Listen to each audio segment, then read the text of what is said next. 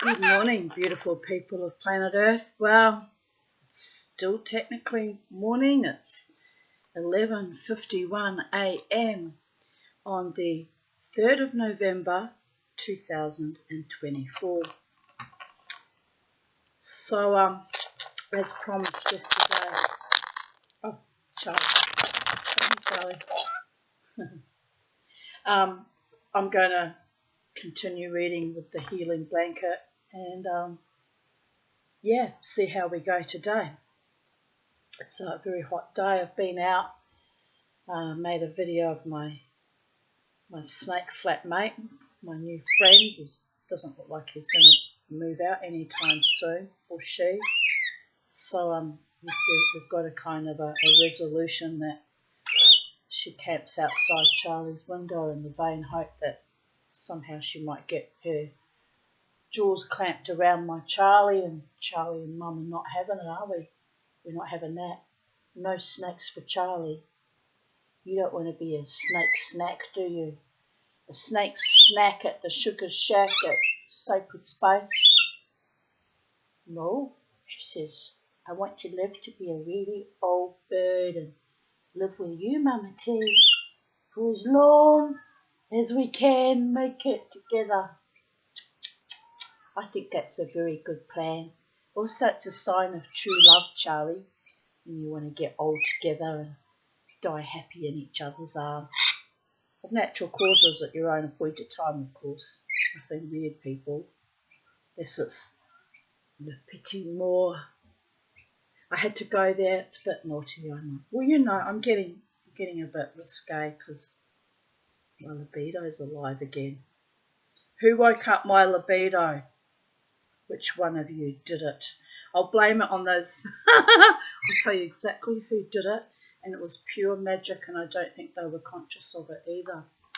It was those two very handsome, sweet young men. They were far too young for me. Far too young for me. There wasn't anything of a sexual nature going to happen because they were boys. They were barely out of boyhood.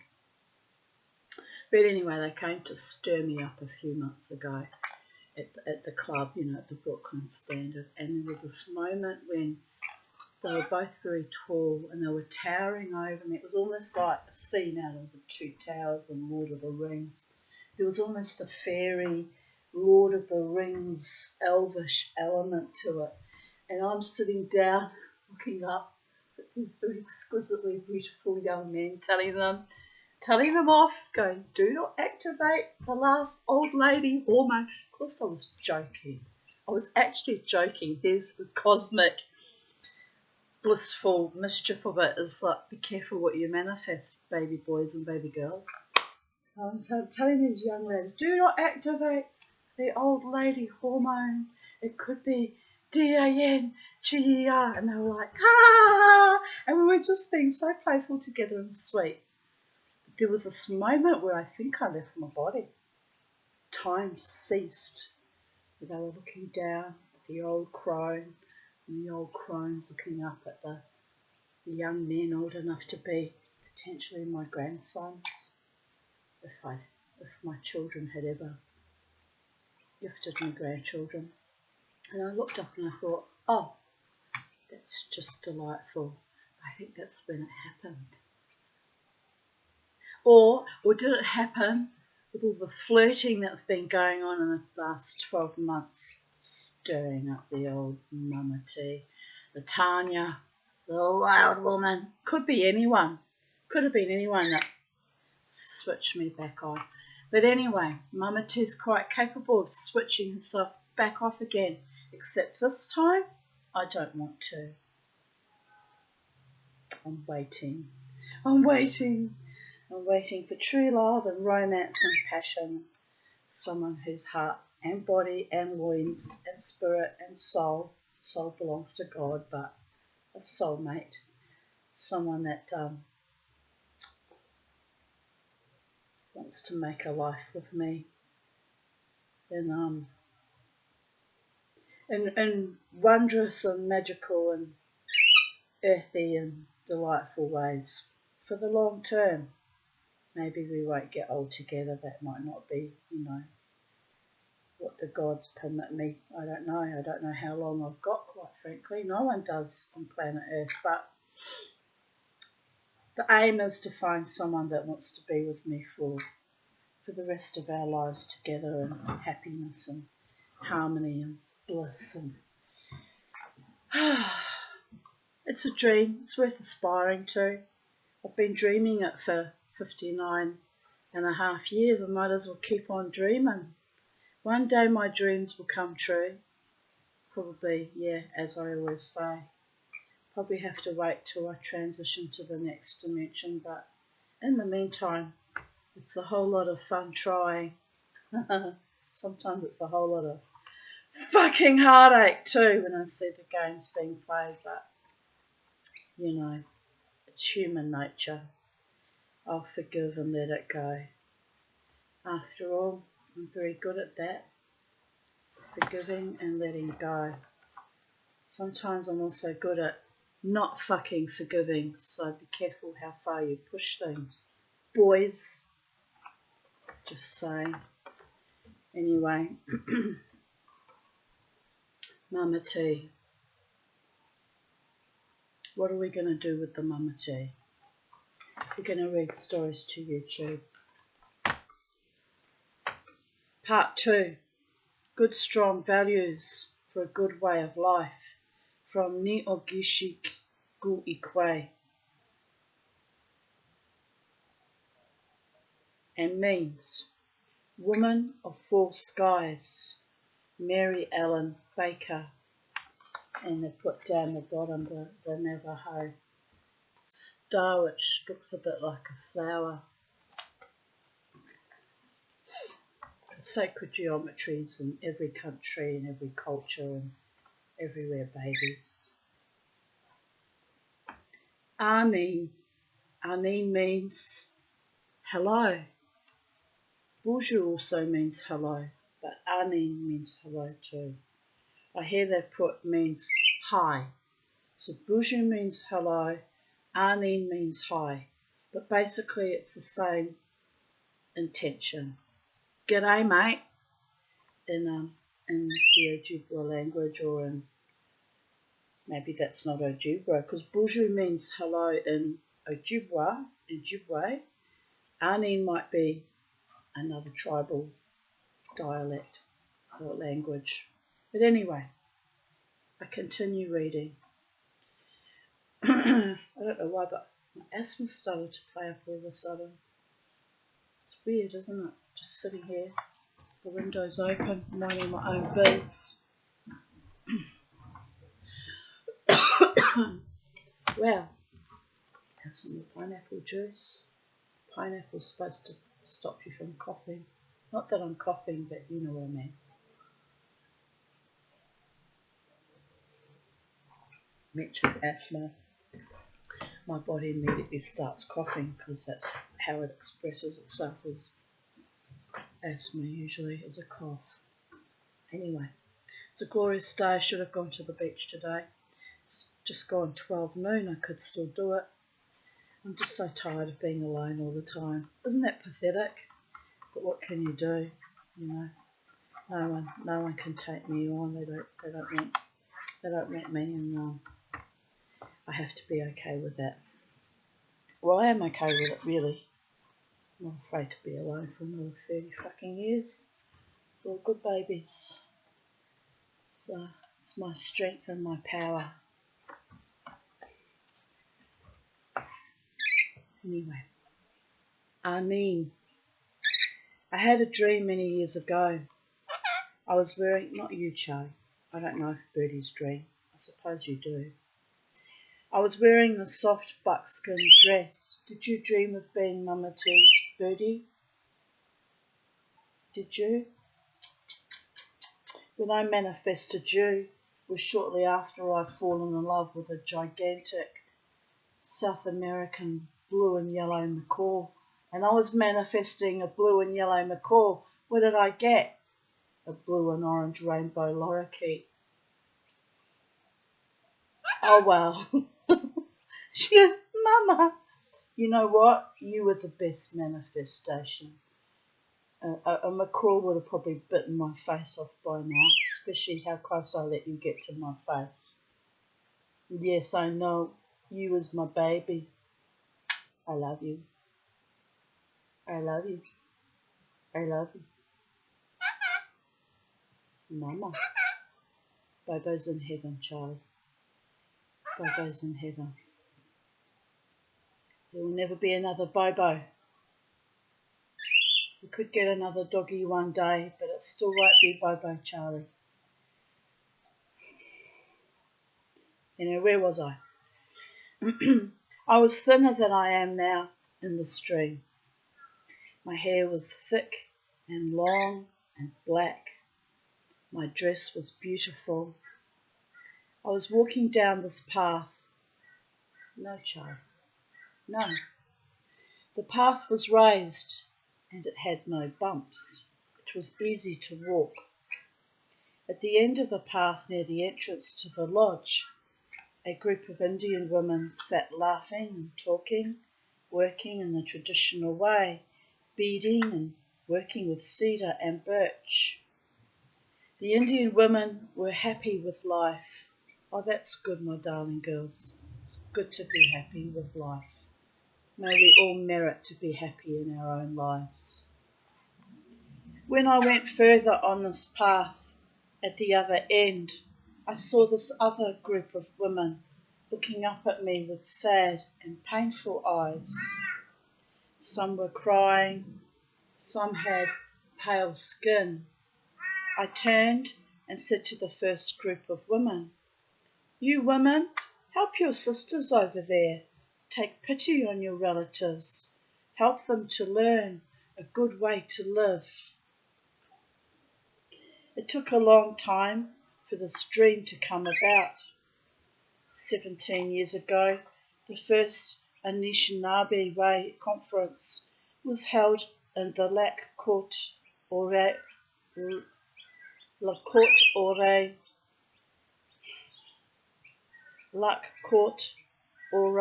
school cafeteria.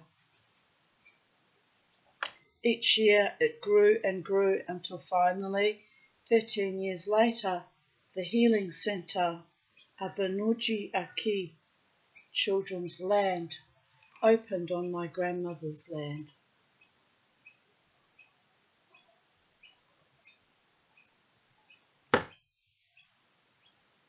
Before anything was to be done with the land, I gave tobacco to an elder to talk for me and for the food that I brought for the spirits.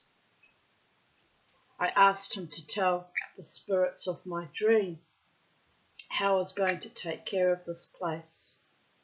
I put food down for the spirits to help me. That is the way I was told to give my respect to the spirits, for they are very strong. I must give an offering for everything I take from Mother Earth. Actually, I need to do some fairy offerings. I haven't done it for a while. They're not angry with me, but I feel this kind of, what's the word? Letdown, antipathy, disappointment, mild irritation. But I kind of did my offerings in a sense by putting on Halloween for the children as I do every year. So I don't know. Anyway, it wouldn't hurt, would it? We must keep the spirits. We must honour the spirits because they too are part of the... I've got to get a cloth. I thought I bought one there. They're too part of the fabric of the multi-roofs. Alright, little farm, and put it everywhere right in the middle of my story now with a little cloth. Alright.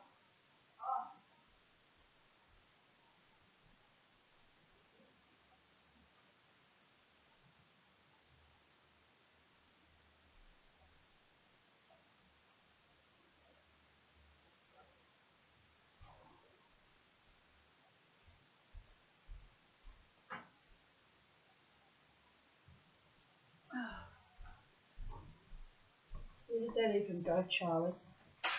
Where did that even go? There it is.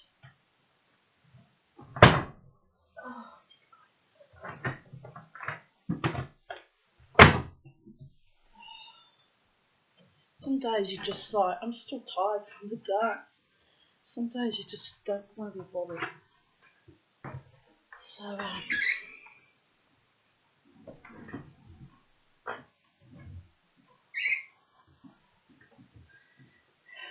here we are back in the room, people. Just even managed to split watermelon on my laptop. Oh, you've had a wonderful time, Charlie. Now, where was I? I asked him to tell the spirits of my dream how I was going to take care of this place. I put food down for the spirits to help me.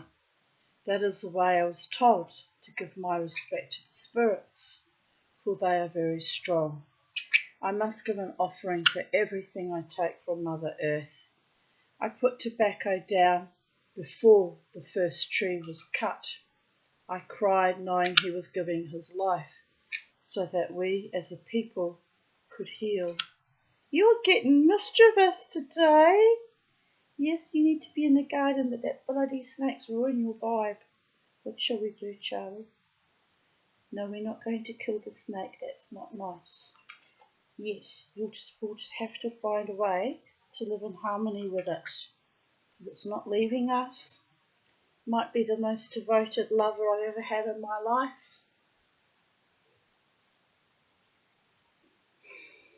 Be nice to have a human lover that doesn't creep me the fuck out.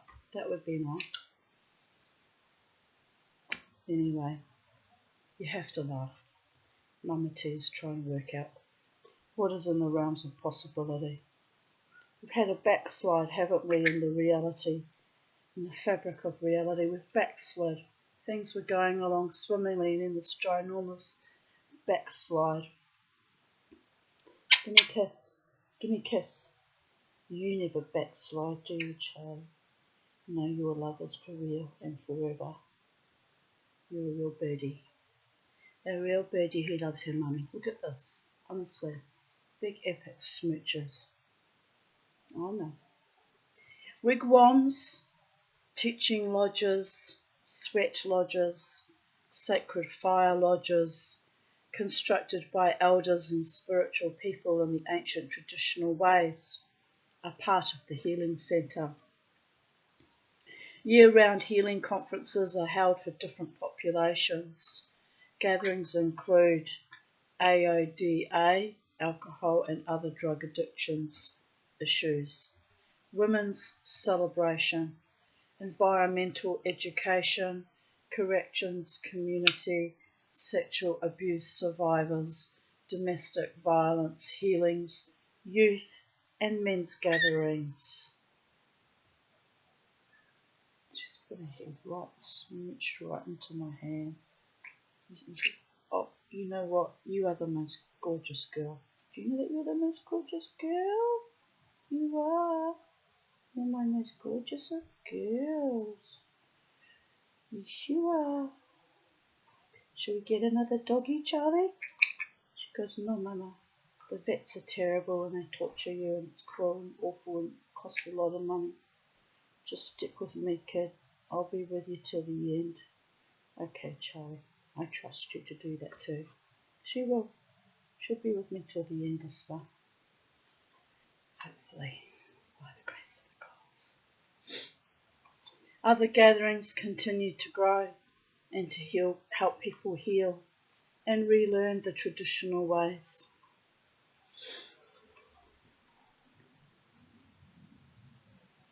Today, people from around the world come visit Abinujiaki, Children's Land, for traditional healing and supportive cultural methods. I have had the opportunity of listening to and learning from elders and spiritual men and women from all over the country. I have changed my way of thinking and living because of these people and what they have shared with me. These values and a little of my life story I share with you today. If you choose to use some of my story to change your life, you will make my story stronger and I will become a part of your story as well. This is life. Our lives will intertwine. Our paths will cross. This is good. Mother Earth. I was told that I am a woman. I am like Mother Earth. She brings forth life, and women can bring forth life also. You, as a woman, have the strength to change the world. How you nurture and love your children is how the world will be. Mother Earth's hair is the grass and the trees. Her bones are the rocks. Water is her blood, and her heartbeat is the traditional drum. When we are conceived, the first thing we hear inside the womb is our mother's heartbeat. This is why we are comfortable and feel safe when we hear the drum beats at powwows and celebrations. Hey, calm your farm, miss. No, she's showing off for YouTube, aren't you? You're just showing off for YouTube. You're showing off, wanting all the attention.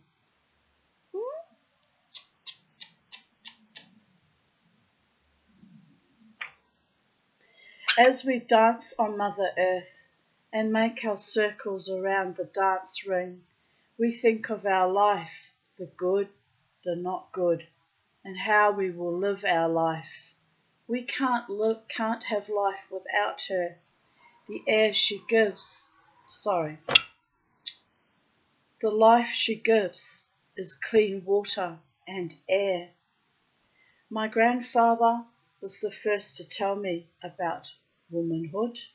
He told me that I would soon go through my first year of purification and that it would not be easy.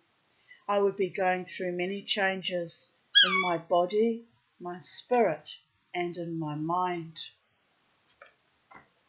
Moontime. My grandfather told me, my girl, you will be entering a new phase of your life soon. There will be a day soon that you will see blood coming from you. Don't be afraid, because what is happening is good. The Great Spirit gave you the miracle of giving life. So by this miracle, you will have to do special things throughout your first year of purification. This first year will be so pure. This purity will give you power to destroy plants, fish, berries, wild meat, babies, hair, water, fresh vegetables, wild rice, and men. The Great Spirit made you that way. You will not touch the newborn of all life for this first year. You can wear gloves if you need to touch any babies. You will not touch a man's hair. After the first year, you are only to touch the hair of your brother or mate. During the moontime, you do not touch anything sacred: eagle feathers, sacred pipes, tobacco, medicines, drums, children, or a man's hair. For a man's hair is sacred and represents the 3 parts of the path of life when it is braided: the mind, the body, and the spirit. When you see a man's clothing lying around on the floor, do not step over it. Do not step over anyone's legs or arms. Make them move, for your strength can overpower theirs, and they could have trouble walking or picking up things. Teach your children these things that I tell you. Your place on Mother Earth is strong, and you will do good. At the end of your first year, Your mother will have a Thanksgiving feast and ceremony in honour of your becoming a woman. She will give gifts to honour those who have helped you understand this new phase of your life. Nakamas, grandmother, will smoke her pipe.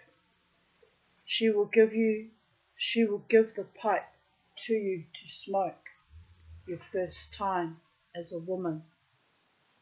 You will receive many gifts that will honour your new life, and for doing a good thing, you may get an eagle feather. This feather will be given as a great honour.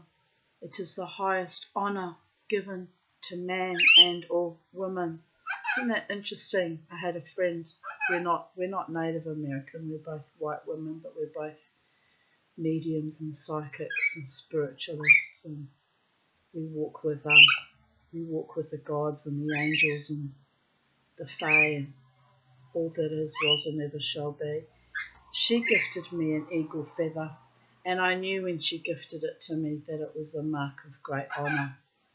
And unfortunately it broke off and fell off when I was wearing it dancing at the Brooklyn Standard. So I bought some more, and they're not as nice as the one that was gifted to me by Julie with great honour. So there is that. But it is a mark of honour to receive an eagle feather. Even I, as a white woman, understood that. It will be a part of your sacred bundle. You can use this feather any time except during your moon times. During your moon time, you will need to put it away in your bundle. The things you keep in your sacred bundle are to be left alone during your moon time. What you doing, crazy bird? What are you doing? Are you being cheeky? Are you being wild and free? Are you being ebullient? What is the mama? Are you being excitable? Are you being sweet? Oh my goodness. Your Nakamas will take out the drum and sing an honour song for you.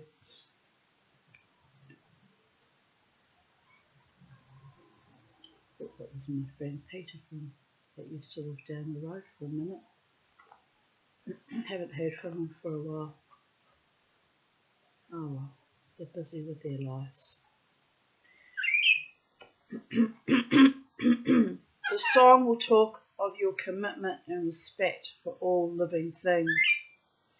The women will cook the traditional foods, gigu,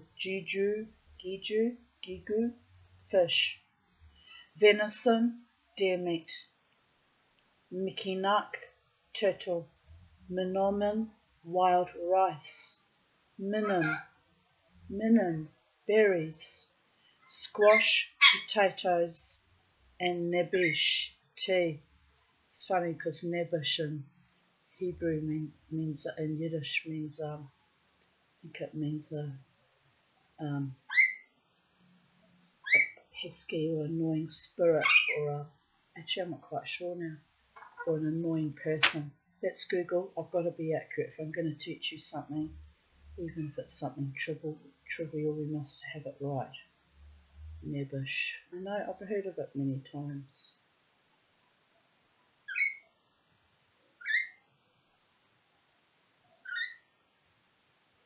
In North American informal talk, a person, especially a man, who is regarded as pitifully ineffectual, timid or submissive. He's a nebish, no money, no prestige, no future. Well, that's me then, except I'm not submissive to any motherfucker. Certainly not timid, and I'm not really ineffectual either. But anyway, nebish in Hebrew means poor thing, and a timid, unfortunate simpleton. Oh, well there. Where did I get that it was a pesky spirit from then? Well, anyway, I've been corrected. I stand corrected, people of earth. Timid or meek, ineffectual person. Nebish. Well, anyway, in their language, Nebish or Nebish means tea.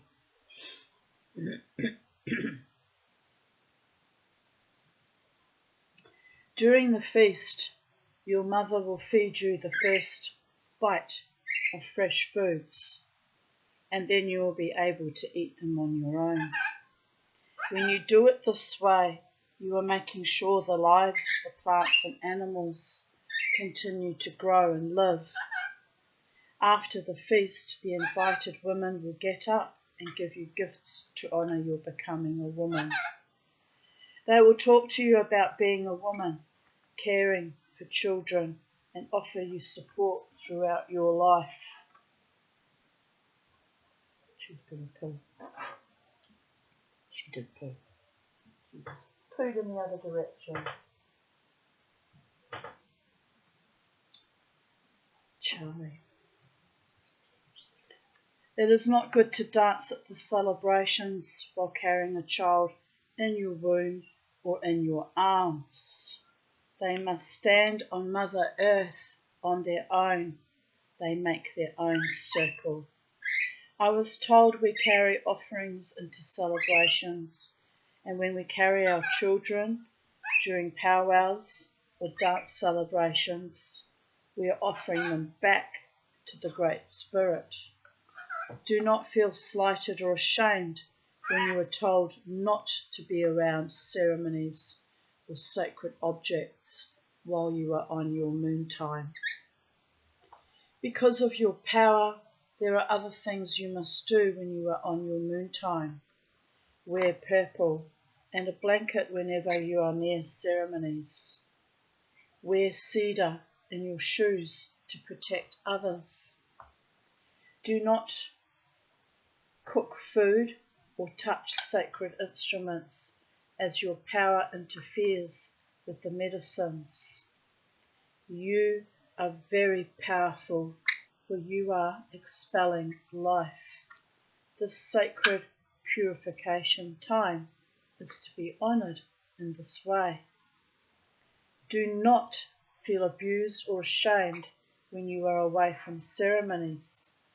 Some may insist that you sit outside the lodge 2 or even 4 days before and after your time. You are being honoured for being woman. Your moon time is respected in this way. You are special, and your womanly power is being recognised. Your sisters will prepare a plate of food for you during feasts and bring it to you to honour you. Take time to be alone, a special place just for you, and honour yourself during this time. Men who follow these ways will honour their mates.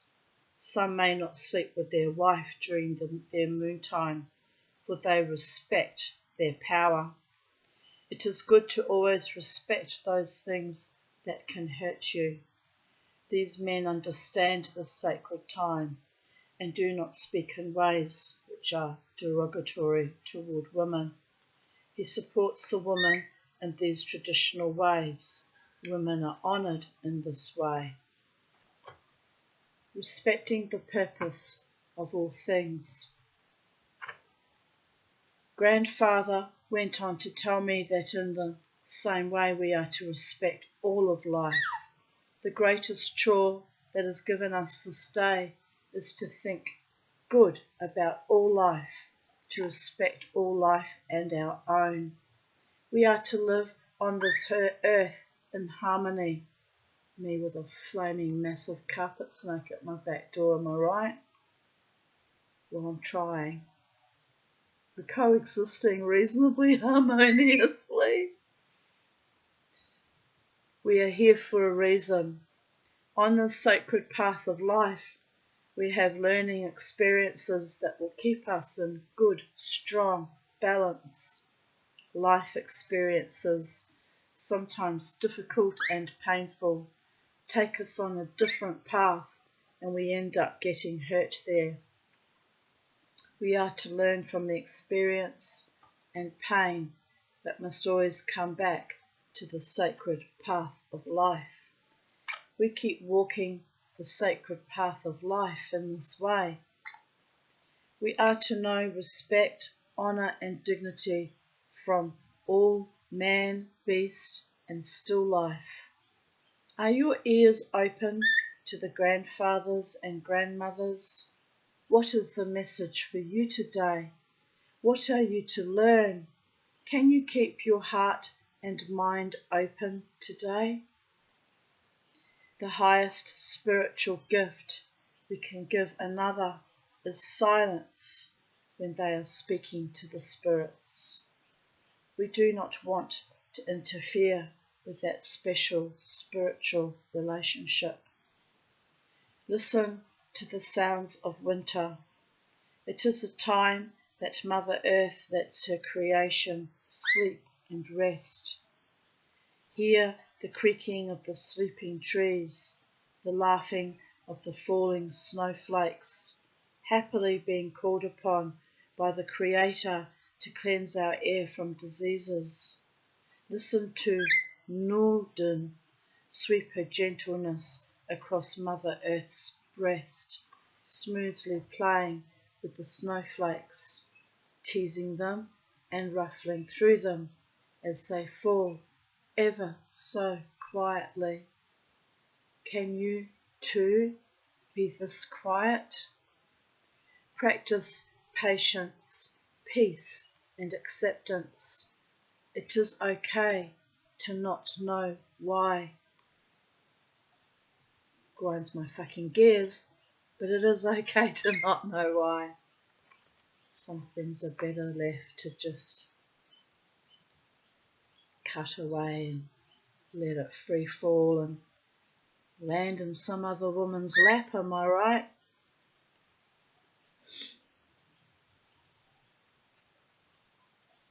The one who truly loves me will never give up on me, no matter what, no matter who, no matter what circumstances.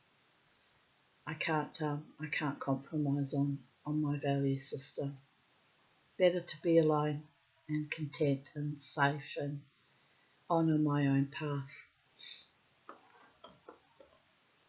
Many years ago, when I was first recovering from alcoholism, I wanted to learn the traditional way.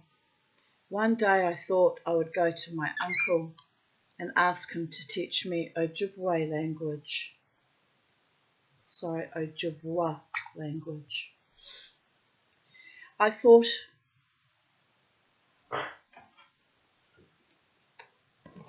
sudden fucking hot flush. I thought I was ready to learn. I made sure I did not have anything else to do that day, so I could learn from my uncle who spoke fluent Ojibwa. When I got to his house, I asked, "Uncle, would you teach me the language? I am ready to learn." For 3 hours I sat with my uncle, but not once did he mention even one Ojibwa word.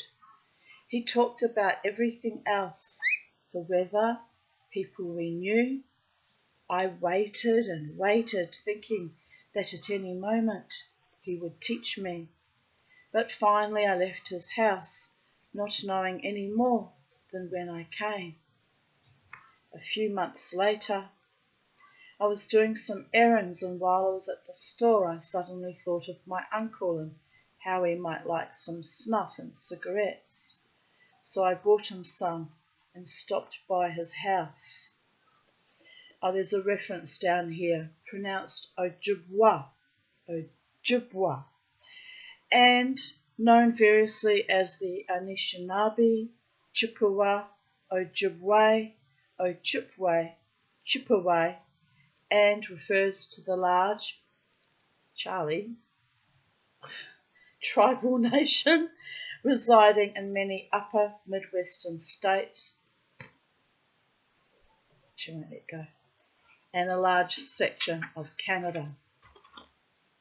And continue to this woman's storytelling. So she bought her uncle some snuff and cigarettes and brought them to his house.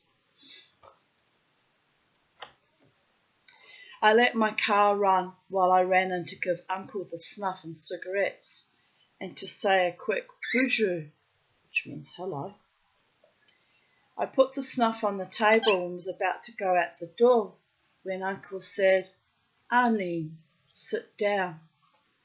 Do you know he began teaching me Ojibwa words that day? And all I could think about at first was my car running, that it would run out of gas, about the woman I was to meet. Yet I learned that was the moment for me to learn. And so for hours I sat there as my uncle taught me word after word of our traditional language. A few years later, while I was at a ceremony, I heard a story of how and when to offer tobacco to an elder for what you want and need to know. While listening to the story, I thought of my uncle, and that day I asked him to teach me to speak and understand Ojibwa. It finally got through to me. Uncle was teaching me the old way about getting my needs met. He didn't say, "I need tobacco first before I can teach you." I learned his way. I had to learn patience and respect for our ways. When the white blanket covers Mother Earth, we think how good it would be to feel Father Sun again. It is hard to be patient. Yes, Charlie. We become anxious for spring and warmth. Living one day at a time is very hard sometimes. But soon the drums will play and we will listen to songs of celebration of a new season. Where do you think you're going, little bird? Where are you going? Can you please explain?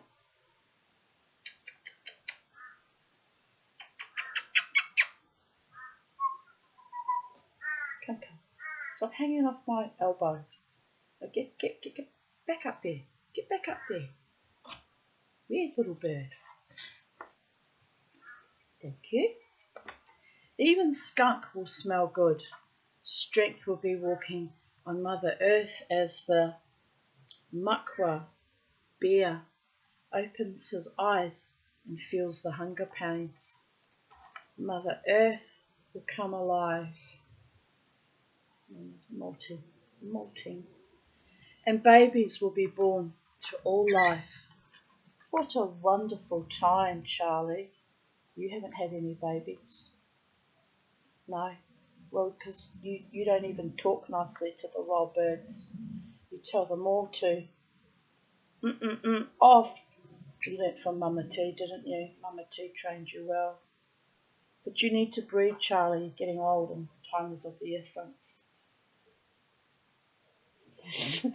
I'm laughing because I can hear my adult daughters going, "Fuck off, Mum, leave us alone. It's not your womb." It's exactly how they talk to me too. Wow. They don't want to live as natural humans. There's nothing I can do about that. I had to shut down my fertility got shut down for me having my uterus excavated, but I was 42, so I was already too old anyway, but I had to shut down my own natural impulses for a very long time due to abusers, and it's a shame, really. It's a shame. Should not have happened, but I chose quite willingly to shut everything off. But my little birdie needs to make me a grandma. We could have baby birds. We could have baby birds in the house, Charlie. Yes, they could be little birdies just like you. Yes, wouldn't that be cute? No, Mama, she says. I could die. I'm too old now to have babies. All right, whatever, Charlie. You're telling the story.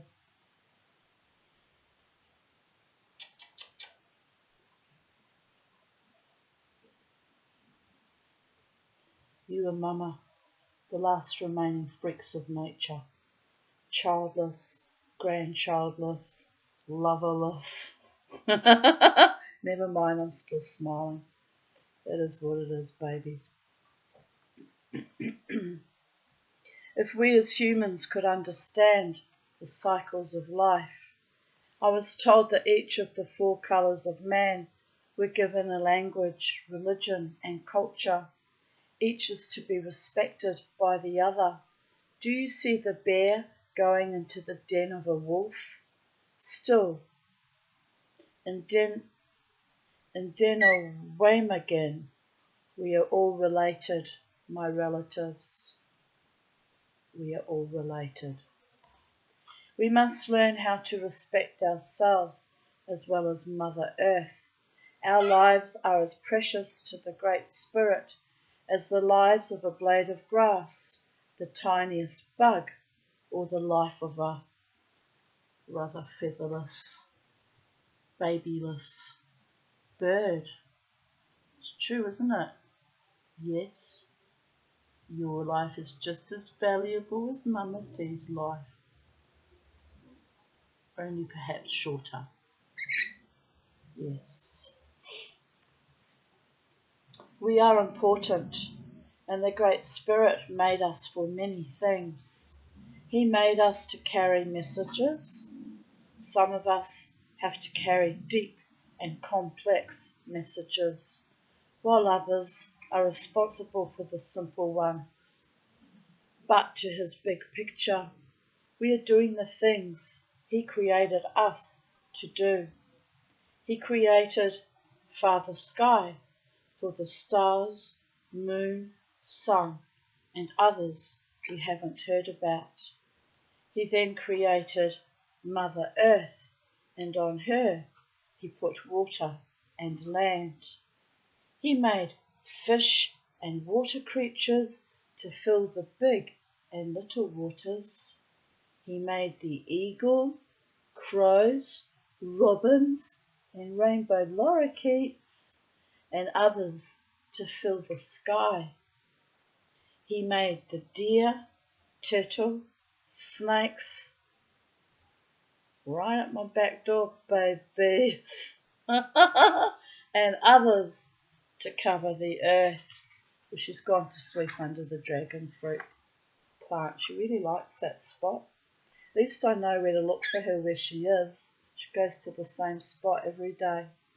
She's a creature of habit, which is good to know, because I worried that she might start appearing in all sorts of random parts of the garden, scare the hell out of me, but I don't know whether it's normal behaviour to go to the same spot, but it suits me fine, because when she's not in the back garden, at the side garden, I know to look under the dragon fruit and see her all coiled up there. She's happy as the snake equivalent of a piglet in mud. So I think it's good mojo, good magic to have a happy snake in my back garden as opposed to an angry, vengeful, biting one. So I'm going with that, people of Earth. Anyway, the goddess is powerful here the last few days, and I'm really feeling the vibration. Whew, my life's about to change in very powerful ways. I don't know how or when or with whom, but I can almost taste it. It's so close. But anyway, Mama T has to behave because sometimes I get a little bit excited and carried away, It's hard. It's hard for me after 30 years of being alone. And in truth, even when I was married, I was alone because it was a very unhappy marriage. And I had to make all the decisions and be the man all the time and run the family and run the business and just overcope most of the time with two little tiny tots. So it wasn't easy, and I wouldn't do it again if you paid me, but what I didn't know at the time.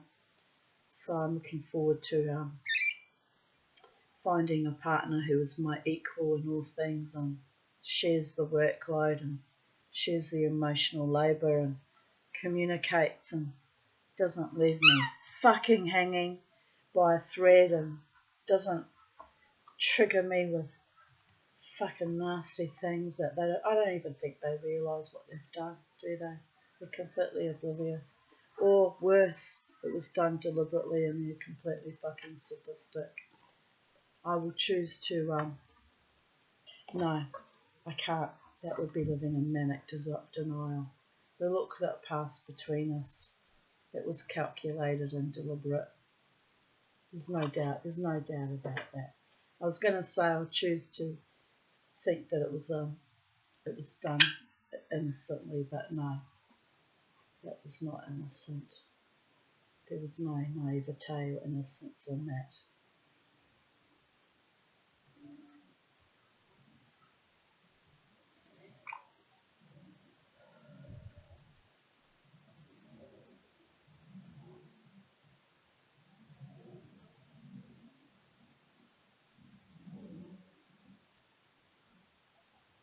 To fulfill his dream, he made the two-leggeds. We are so important to him that he had put in front of us all the things we would need to sustain our life. We cannot live without all of the ones that came before us, but the still ones, the rooted, the winged, the finned, the creepers and crawlers, and the four-legged can live without us. We are to honour the earth in this way, for as we honour the earth, we honour all.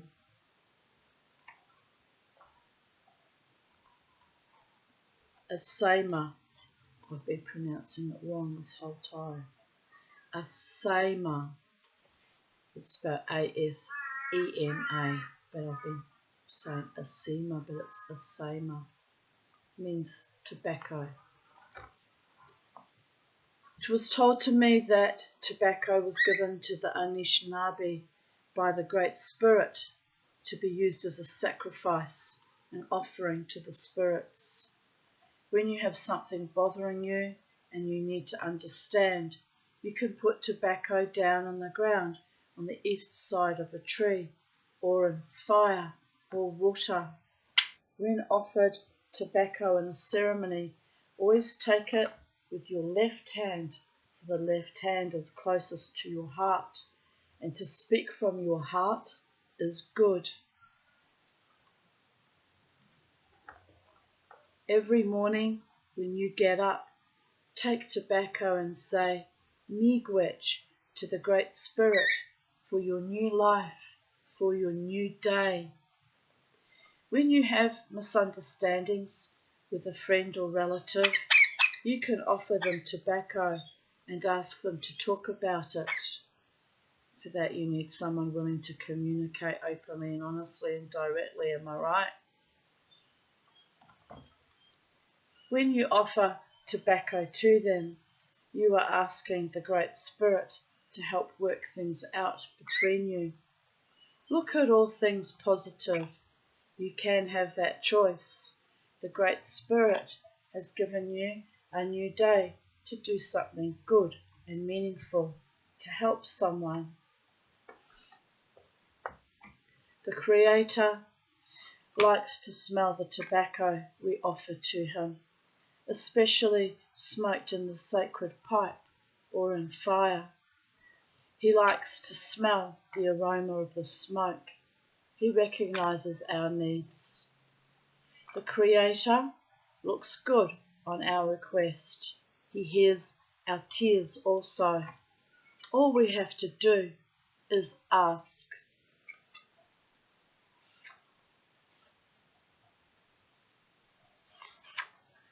Tobacco connects us to the Great Spirit. Whenever we travel to a new place, we put tobacco down as soon as we arrive to thank the Creator for a safe journey. Sometimes when we travel to the cities, it is not easy to step first on Mother Earth. We have to walk a long ways over concrete and blacktop to offer our tobacco in respect for this new land.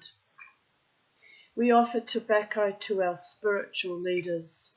They have gifts that are recognized by the spirits. They sacrifice much for this gift, and that is why the spirits communicate with them. It's true, you know. That's why my life's been so fucking awful. But it's also been beautiful and healing and a triumph and a rebellion and a defiance and a warrior goddess spirit's aptitude and attitude to overcome all my enemies, past, present, and no doubt future too. Never fuck with the Tanya. She's outlived her own death 15 times. She's outlived child sexual abuse, domestic violence, 3 strangulations. She's outlived drug addicted boyfriends and his seedy fucking friends. She's outlived her own children's abandonment and estrangement of her. She's outlived broken friendships and broken love affairs that were enough to kill ordinary mortals in one time almost. It was too much for me, almost did kill me. Another near death I got vomited back to planet Earth from because the gods and the angels want me to have my happy ever after. So don't you ever fucking dare try to stymie me, limit me, or come between me and my truest, deepest love. Because when that man manifests in my life, he won't let anyone come between him and I either. That's when I'll know he is the one, my true love. Silly and childish and schoolgirlish though it might sound, I've had quite enough of ugly and evil and sordid and soiled and despoiled. My dance is for the gods, the angels, the fae, our earth, our cosmos, and for my own healing. And if someone else happens to, by osmosis, benefit from it, it's for them too. But don't ever come between me and my gods, or my dance, or my true, deep, loving one. I don't recommend it. Mamati will walk away, head high, with grace and dignity. But you'll be left with a whole lot of shit you didn't even realise you just signed up for.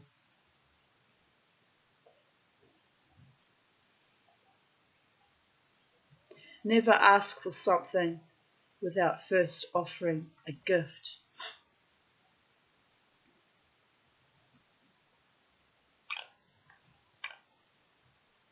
Oh, sorry.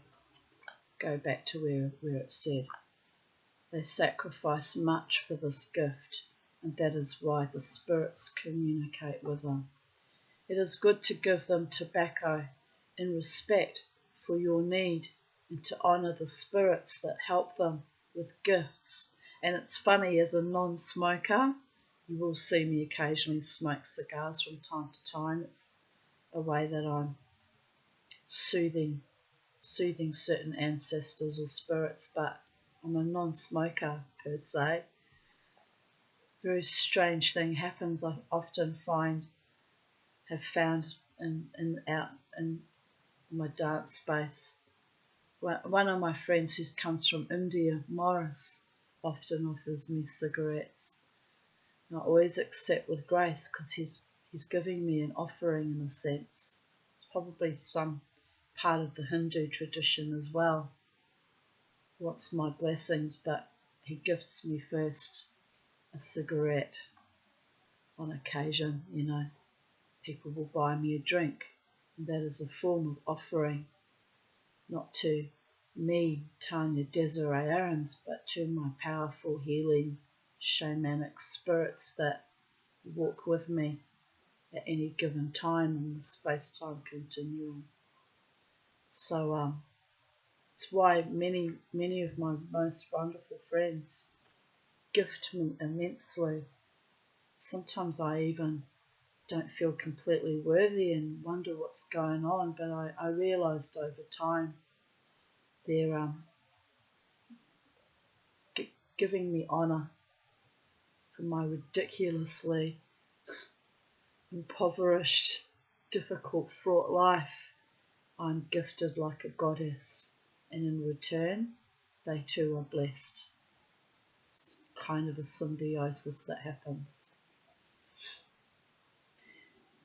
Never ask for something without first offering a gift. Honour your teachers in this way. It is good to carry tobacco at all times. Well, I don't carry tobacco because I'm not Native American, but I have started to carry those little cigars with me at all times, which is unusual. I only brought that back into my usual practice a few months ago, basically because Papa Legba, the voodoo god, demanded that I carry it with me. Similar kind of spiritual philosophy and keeping offerings to the angels or the gods or the spirits.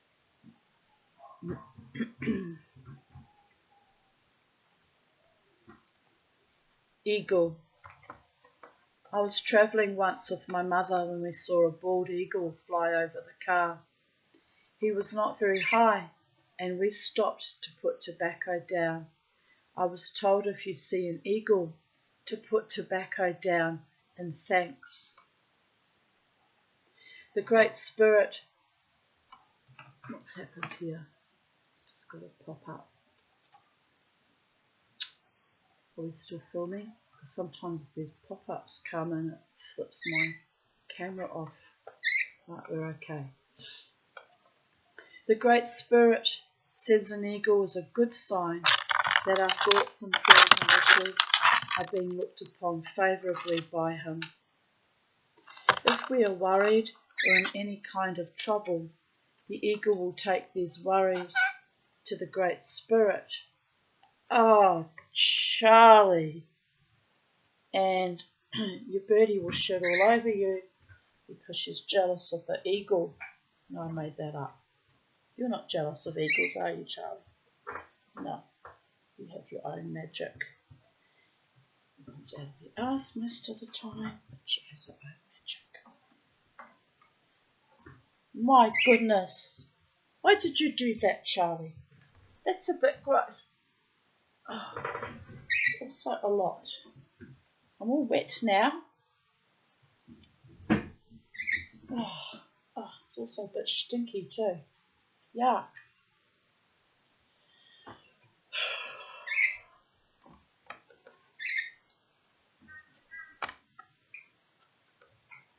After I talked and said miigwech and put down my tobacco, I climbed back into the car.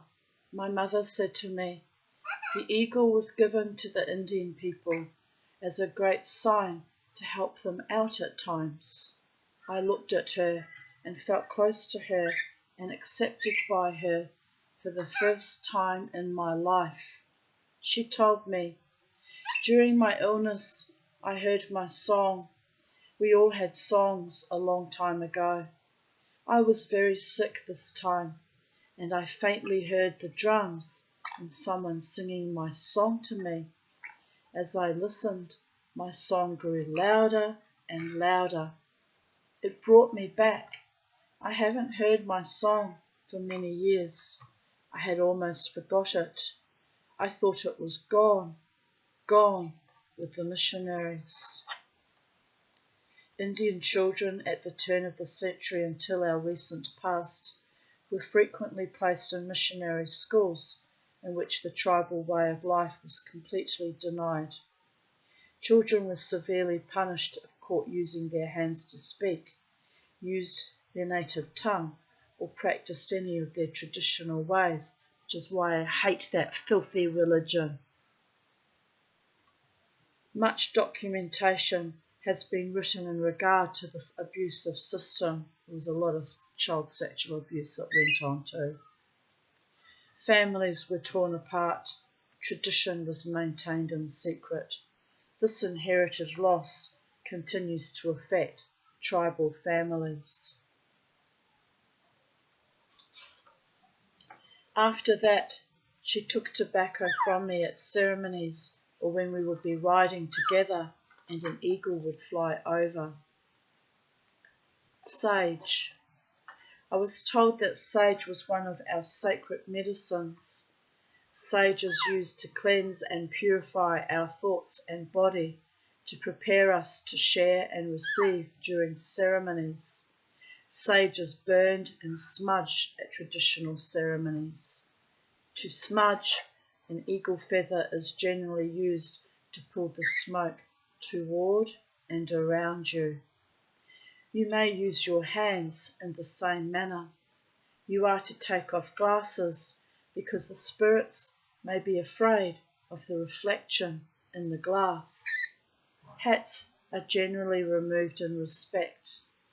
A veteran may keep his hat on if there is an eagle feather on the hat.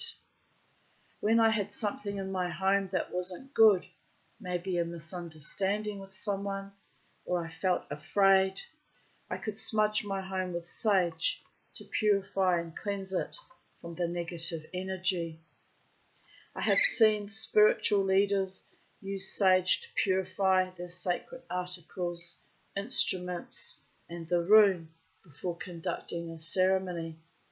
Everything, including food, water, prayer ties, entering the room after that, is smudged as it is brought in. People who are late are smudged as they come into the circle. Everything is purified for the presence of the Great Spirit.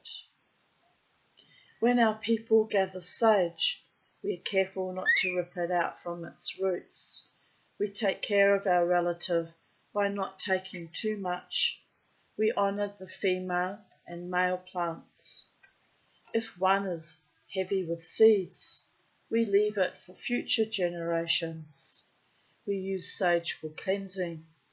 Besides burning, it may be boiled, chewed, or rubbed into the skin for healing. Sweetgrass. It was told to me that sweetgrass is a woman's sacred medicine. Its aroma is pleasing. Sweetgrass is used to welcome Mishumisag in the sweat lodge for medicine. When the woman sees and handles the braided sweetgrass, it reminds her of her commitment to respect all life and how she must respect a man's hair. I do love men who have glorious hair. Maybe I was Native American in another life. There's so many things, belief systems, and that I have sort of automatically included in my daily life. It's astonishing. But a man with beautiful hair, baby, baby, I like that. Don't do anything about it, but it's stimulating, to put it delicately. Sweetgrass is braided, reminding us of the connection of the physical, spiritual, and mental aspects of our being. A man who is kind and loving and generous and respectful and honouring of me is extremely stimulating.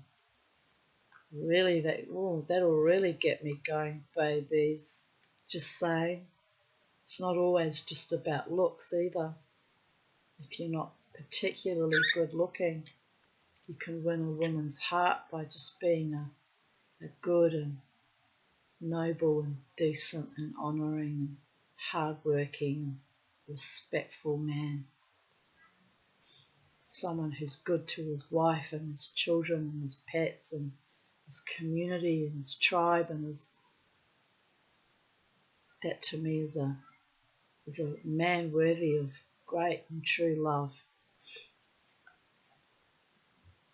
When you braid sweetgrass, do not braid it too tight. Allow the braid to be flexible and soft in the same way that your emotions and mind, your body and spirit be flexible. Braid your life in this way. As Michelle Citrine, my Jewish but Native American shaman friend taught me, hold on, roll, let go. The softness and the flexibility, the ability to not hold too tight and to be capable of letting go when and if necessary. Holding on too tight only causes distress or drives people away. It is what it is, babies. Sweetgrass once adorned grass dancers' regalia.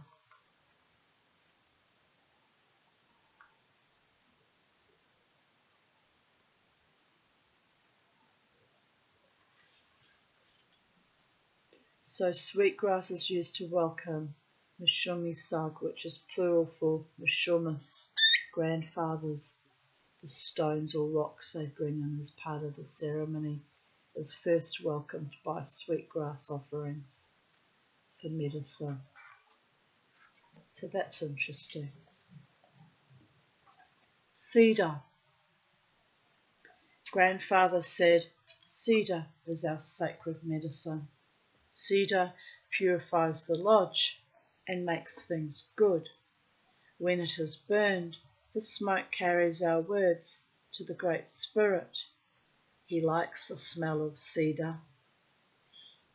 Cedar boughs are used to line sweat lodges and other ceremonial lodges.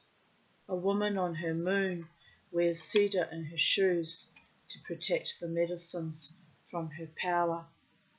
Medicine water is also made from cedar and may be used in ceremonies. Gathering cedar is done in a respectful manner. Always offer tobacco to Mother Earth before gathering anything. One time when I worked for the tribe as a CHR, Community Health Representative, I was summoned to my uncle's house. When I got to his house, I found he was very sick and there were a lot of people there trying to talk him into going to a doctor. He laid in his bed, refusing to talk with anyone about the idea.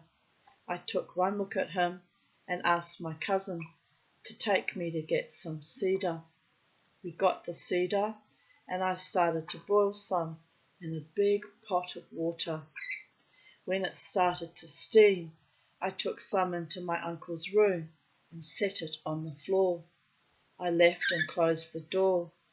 After a few times of steaming his room with cedar, I could hear him say, "Ah, cedar."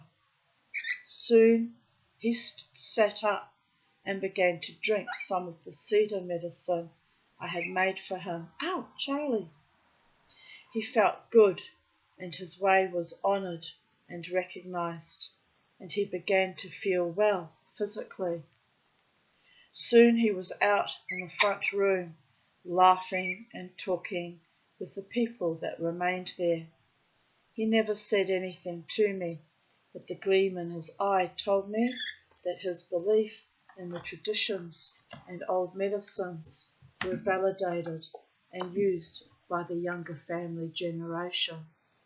That meant a lot to him.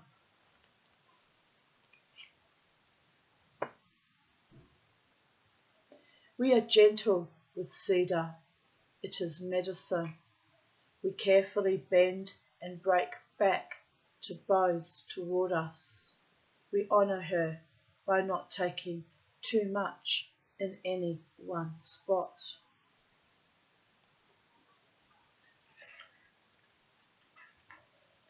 The final journey. I was told that there are 4 struggles in the final journey to the west. Final ceremonial preparations for the one who has passed on is meaningful, explicit, and very sacred. The family is surrounded by heartfelt expressions of concern, support, and helpfulness from the community and friends. The elder conducting the ceremony will talk to the family, giving them instructions on how to conduct themselves for 1 year. He will tell them how the final journey will be, tell them of the appropriate teachings, and sing the appropriate songs. He has left us to a better place. They say it is beautiful there. There is no pain. There is no suffering. His journey will be good. His relatives will help him. Do not drink alcohol or go to dances. After 4 days, you should have a feast because he will have completed his journey. During the next 4 days, you men build a fire every evening about dusk in front of the grave. This fire will light the way. You are not to cry where he can see you. This would make him feel bad and he might not go on his journey. You are not to cry any tears on his coffin or on him.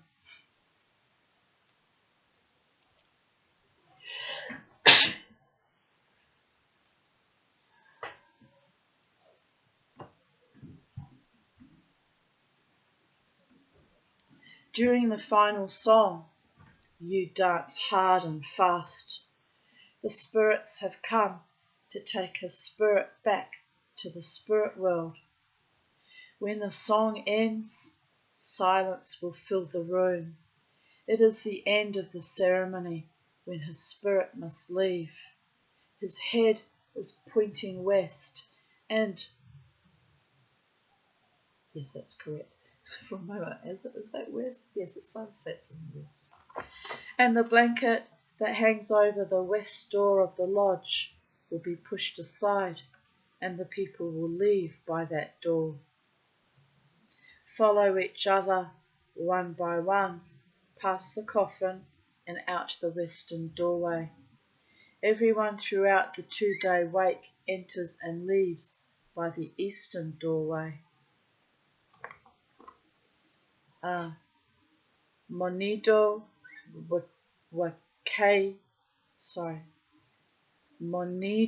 Wakagon, spirit house, will be made to place over his grave and protect his spirit.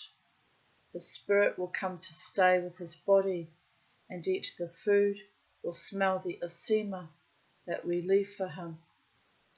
We will be able to leave food at the little square opening by the head of the grave.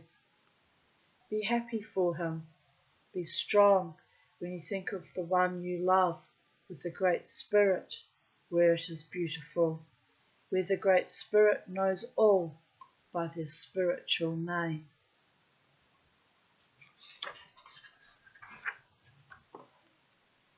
Namings. I am told that your spiritual name is very important for your life. I began looking at the fact that my daughters did not have their names. I started to ask an elder for help, and he gave me directions for the ceremony. It's just thinking how the name Psychedelic Dreamer popped into my head when I was trying to decide on a name for my Paltalk Nick.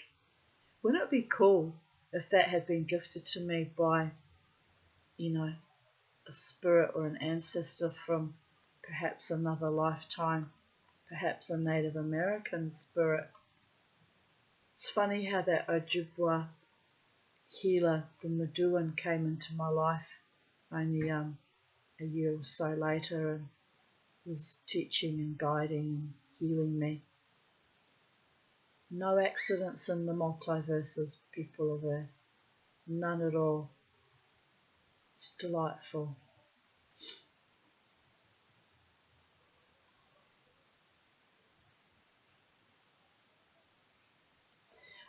I started to ask an elder for help and he gave me directions for the ceremony.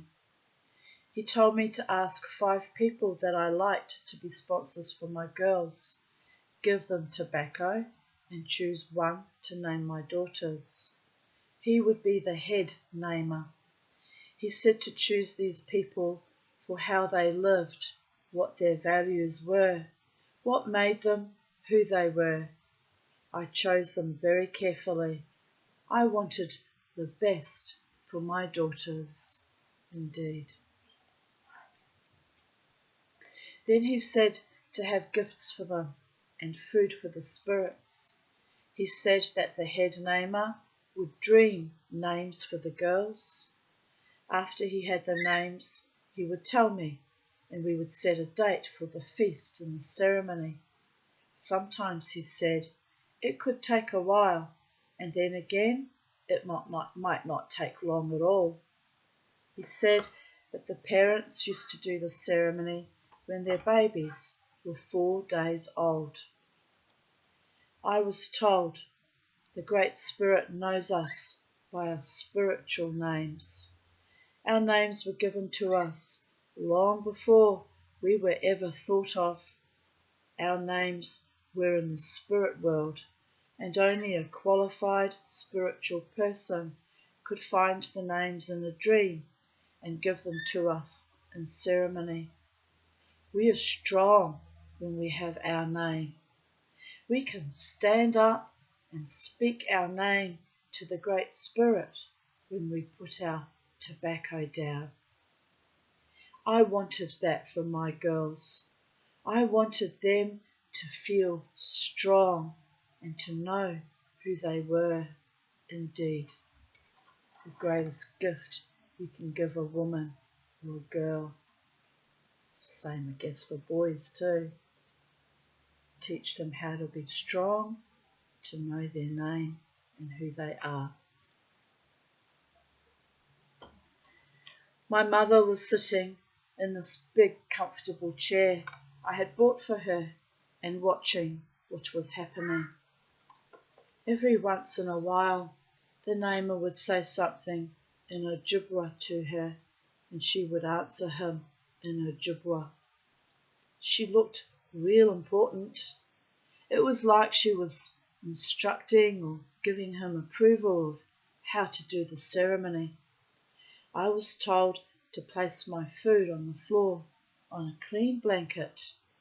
I was to get 5 chairs and put them around the blanket the food was on and place them far enough away from the blanket so people could walk between the chairs and the blanket.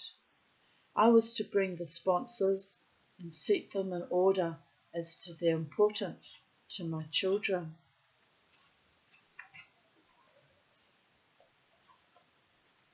Then the elder started to talk in Ojibwa. I looked at him and he looked so wise. I tried to listen and catch the words I knew in Ojibwa. I didn't know very many words as I was never taught at home. My mother never spoke to us in Ojibwa while we were young. She never wanted us to have it the way she had it.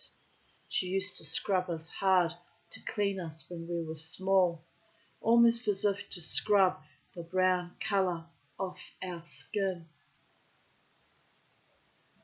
She didn't want us to suffer from the colour of our skin. She didn't want us to be called dirty black savage like she was called. But it happened anyway. It happened a lot.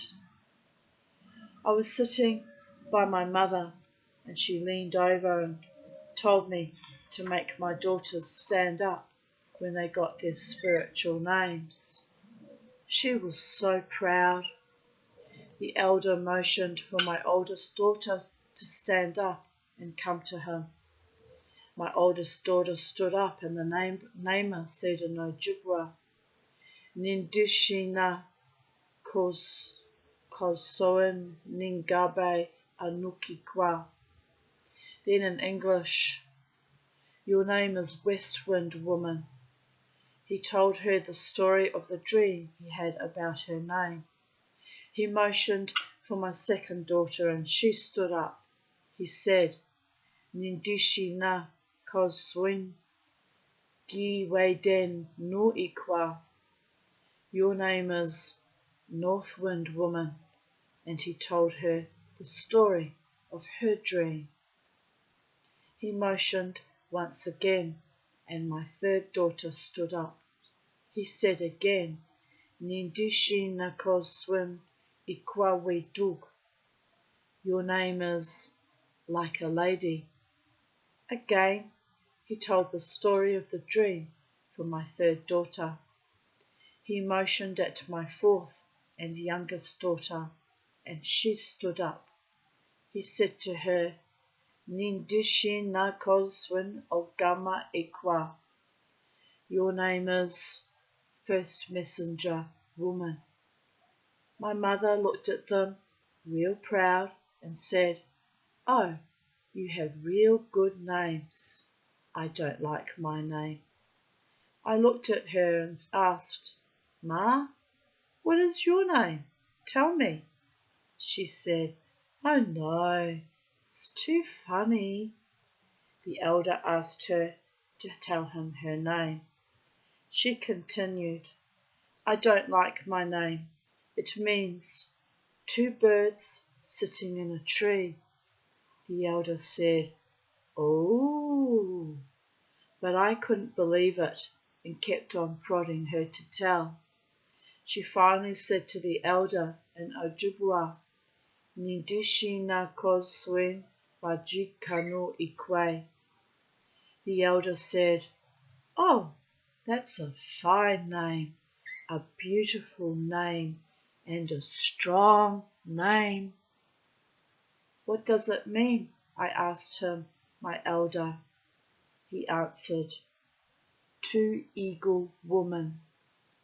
So that is my mother, a strong Ojibwa woman to her death and after. I receive strength from her as I write this.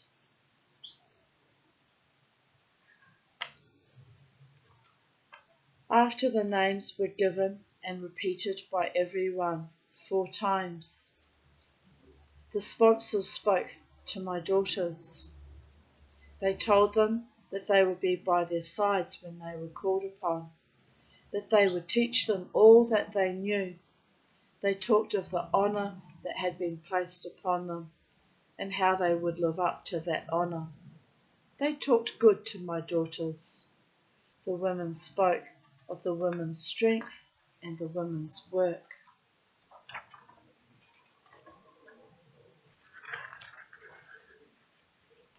Just going to go and get a drink.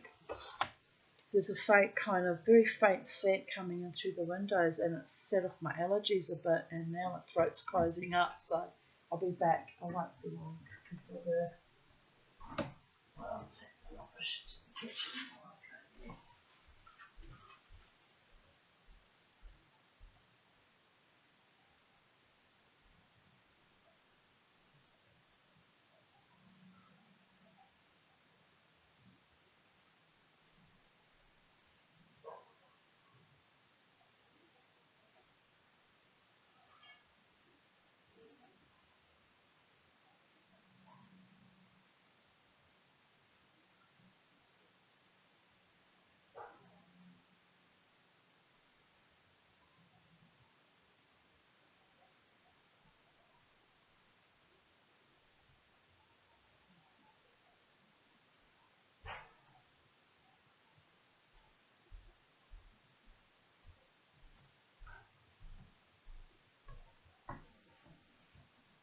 While I'm here, I want to show you.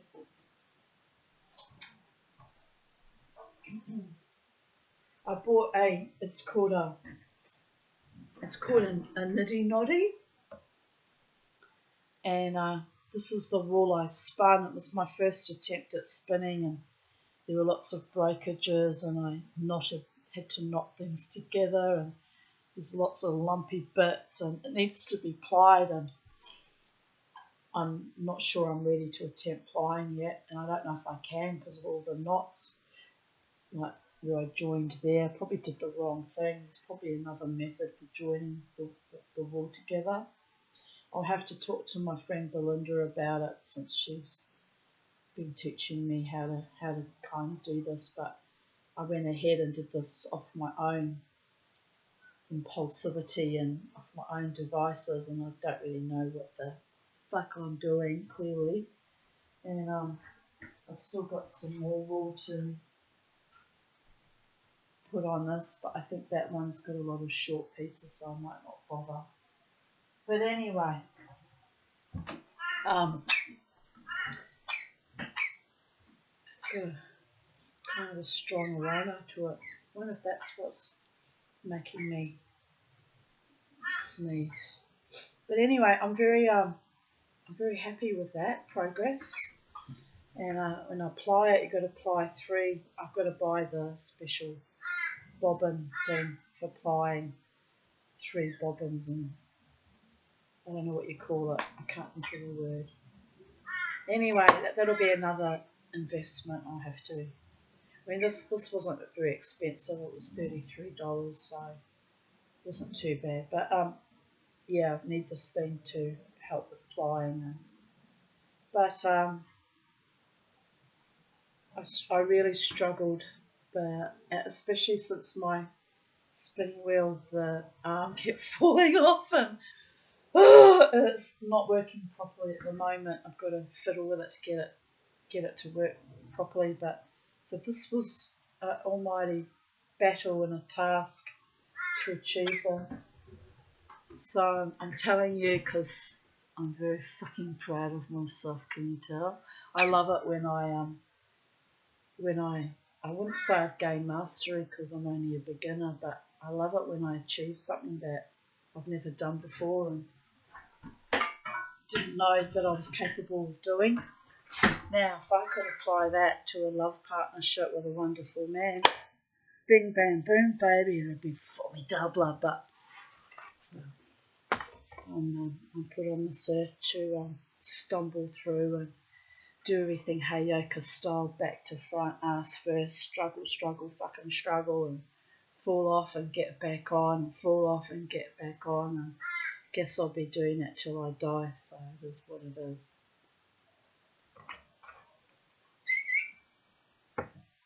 But the right man, or when I fall off, will be more than happy to lift me back up on his strong shoulders and carry me around and say, come on, Tanya, let's do this together, sweetheart. And wouldn't that be delightful? But it's a psychedelic dreamer's dream, and I've got to wake up and smell the hummus, in this case chocolate. Decided to have some chocolate while I was out there. I've got all this watermelon. I actually brought some out for me to eat, but Charlie's chewed it and spat it everywhere, so not that kosher to eat from what she's been eating of. So I'll be good, I'll have chocolate instead. Yeah. No, you can't have the chocolate, Charlie. You've got yours. Huh, Charlie in the chocolate factory, am I right? You've got yours. You've got watermelon, which is much better for birdies. Whew, all of a sudden I'm getting really, really hot. Hope I'm not getting fucking sick. It's probably just man on pause, am I right? How long is this man on pause going to affect me? I don't know. Oh well. This was my 3rd drink of, I had 2 drinks of pineapple and soda water, now water, and a cup of tea. I'm kind of really thirsty.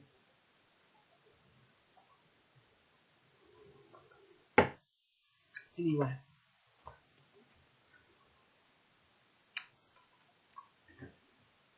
Feasts. I was told that the men were to place the pots of steaming food on the blanket Do not sit and let the women wait on you, the elder had said. This does not look good, and you will lose respect for our families.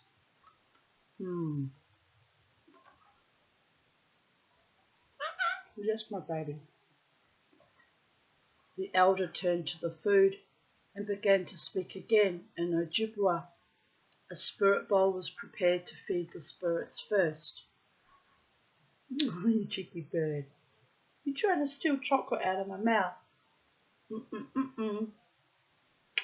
No, no, no, cheeky bird. No, no, no, cheeky bird.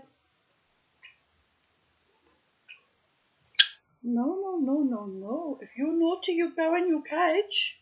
That will be the end of that.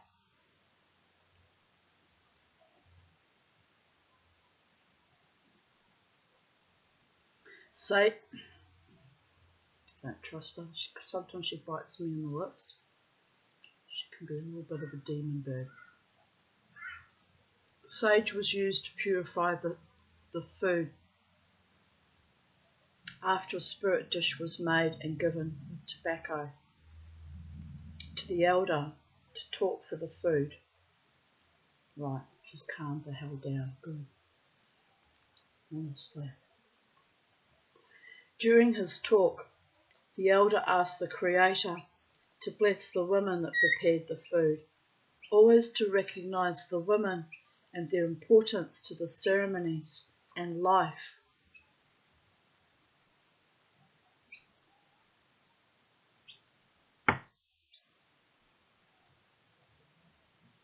He asked the spirits to come and eat.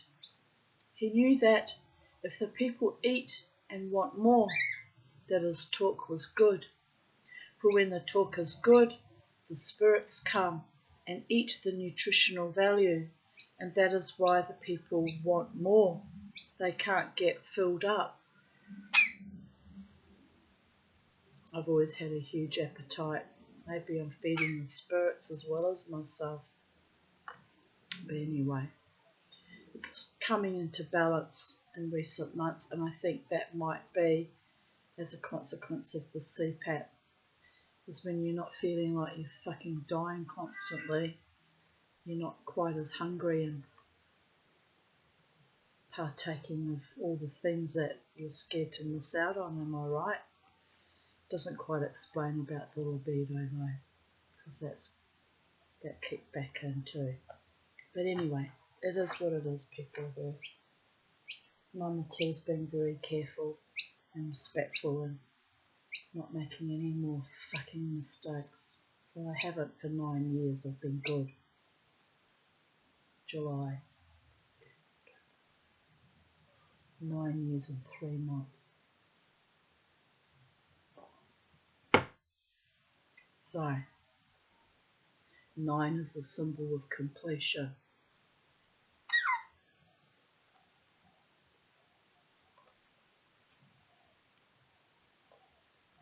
I revoke all vows of poverty and chastity. I revoke and rebuke all the trauma. I rebuke all the sadists and psychopaths and narcissists. Just come to me clean and clear with good, loving intentions that are enduring.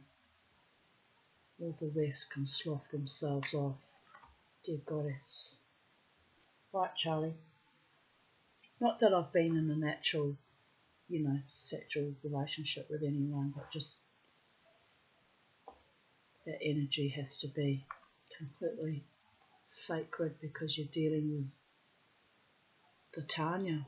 I'm not like other mortals. I've been in denial about that for decades, and I've realised really only in recent months, I don't live in your world, you live in mine, and I'm not like most other people. I don't respond to medications.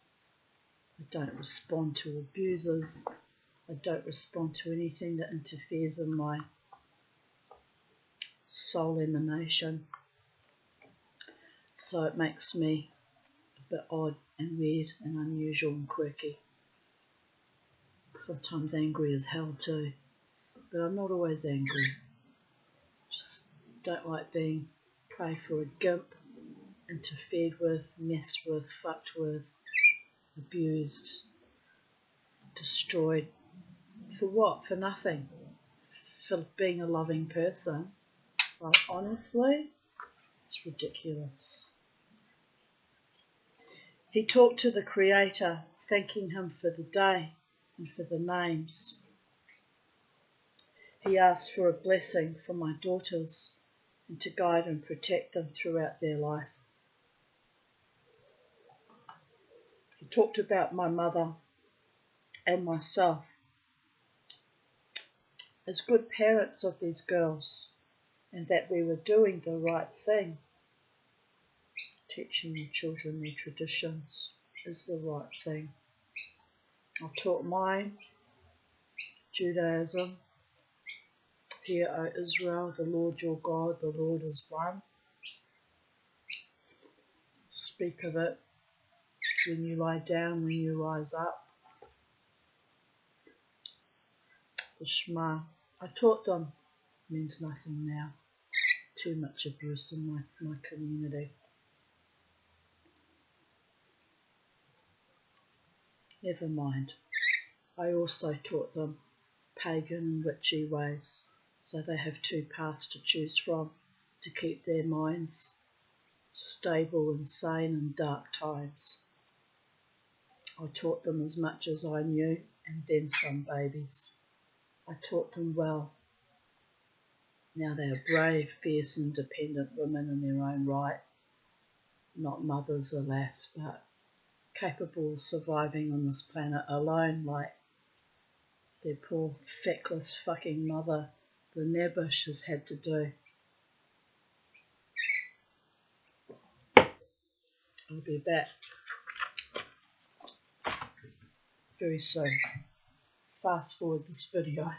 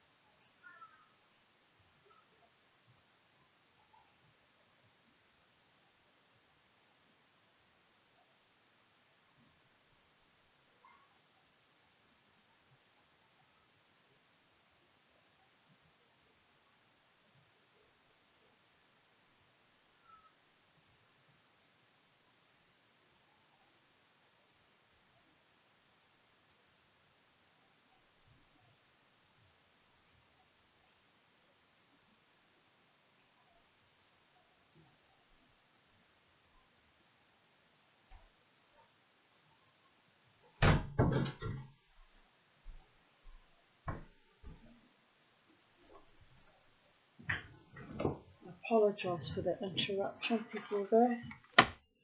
Here we are, back in the room.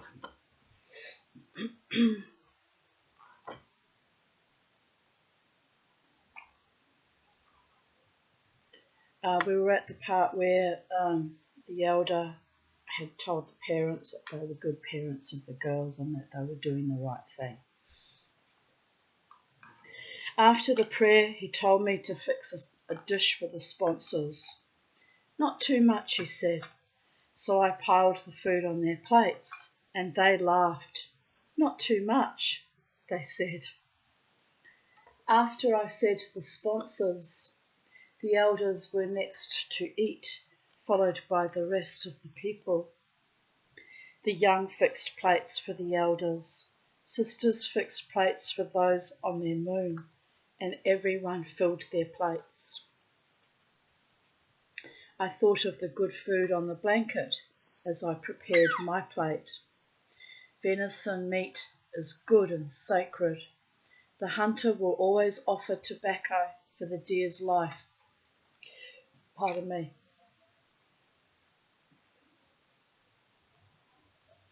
My neighbours, I wonder what the noise was. And will not kill the deer for sport or play. He makes sure to use every part of the deer, just as with the other traditional foods. These foods were given to us to nourish our bodies so that we will do great things. The blanket was filled with beans, berries, squash. I hate squash. Yuck. Tasteless bloody thing. Anyway, never mind. It's not about me. Fish and rice. Everyone ate until they were full. I was told that the naming ceremony was a big thing and I should have a giveaway. A giveaway is a tradition where one shows appreciation by giving those in attendance gifts. Often they are handmade items.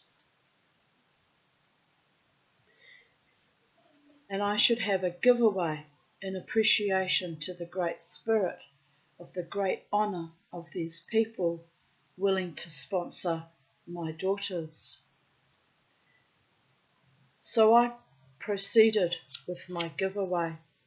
I had bought blankets, towels, socks, shirts, and I made beadwork, ribbon shirts, God's eyes, keychains and baskets for this time. As I passed them out, I explained how important each one was to me and how I'd come to select the gift for them.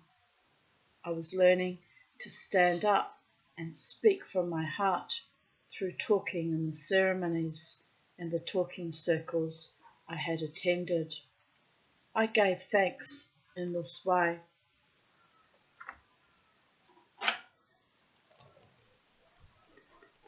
Fasting. A short time after the namings, I was planning to leave my job at the health centre and community clinic, where I was the alcohol and drug abuse director and/or counsellor, and go back to college. I had been friends with the spiritual woman from the reservation,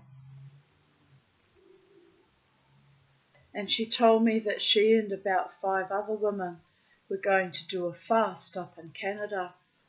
I had heard about fasts, but never thought I could go without food and water for 4 days and nights. I found out when they were leaving and asked if I could go along to help. I needed to talk to the medicine woman about a dream I was having about her. I could cook for you, gather grandfathers. Grandfathers refers to Mishumi's rocks used in sweat lodge healing ceremonies. Sweep, wash dishes, drive, and help the spiritual woman get things ready for you, I told my friend. I am a hard worker and a good worker. After convincing them and my boss at the clinic, that I could work things out. I finally started out with a small group of women. On the way there, I listened as they talked of the things they made for the giveaway, of the food they brought along for the feast, and of the special skirts and blouses they made to wear while they were fasting. They had even brought tents to fast in. I thought of sleeping out in the woods without a tent, and I shuddered. I pictured snakes crawling toward me and around me inside my blankets.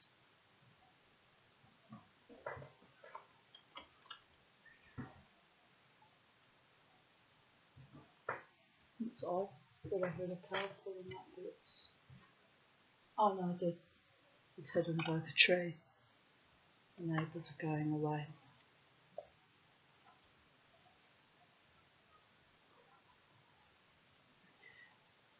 Oh, am I glad I am not fasting, I thought. As I rode quietly, I listened and thought how much I admired these strong women. I was eager to see them and how they would look after the fast. Would they be weak with their tongues hanging out and skinny after the 4-day fast? Would they be begging and crying out for water and food? I could not imagine, but then I could. I wanted to be there for them, to be strong for them, and to help them recover. I was their friend, and I was used to sacrifice. I could even help them walk. They could hang on to me, I thought. I smiled and laid my head back against the seat, feeling needed, and whispered, "Miigwech, Great Spirit, for letting me come along to learn and to help." I was glad I brought along a good bedroll and my overnight bag. I always kept that bag ready with shampoo, toothbrush, my special soap, and some other things I might need at a moment's notice. Seemed I was always going somewhere lately. I would be fairly comfortable. Boy, what I was to learn! How little did I know that I would never come back the same. We got to the medicine woman's place, and we had to help get things ready. We had to go to the store and buy berries because we had forgotten them. The spirits like berries. As we rode along back to the house, I spoke with the spiritual woman. I gave her tobacco and told her of my dream. At the end I asked her what she thought of it. She said, "Oh, you will get your answer on your fast." I leaned closer to her. "Me?" "Yes, you." I sat back and thought. She is a spiritual woman, an elder. Did she see something or know something I didn't? Did the spirits tell her I was to fast?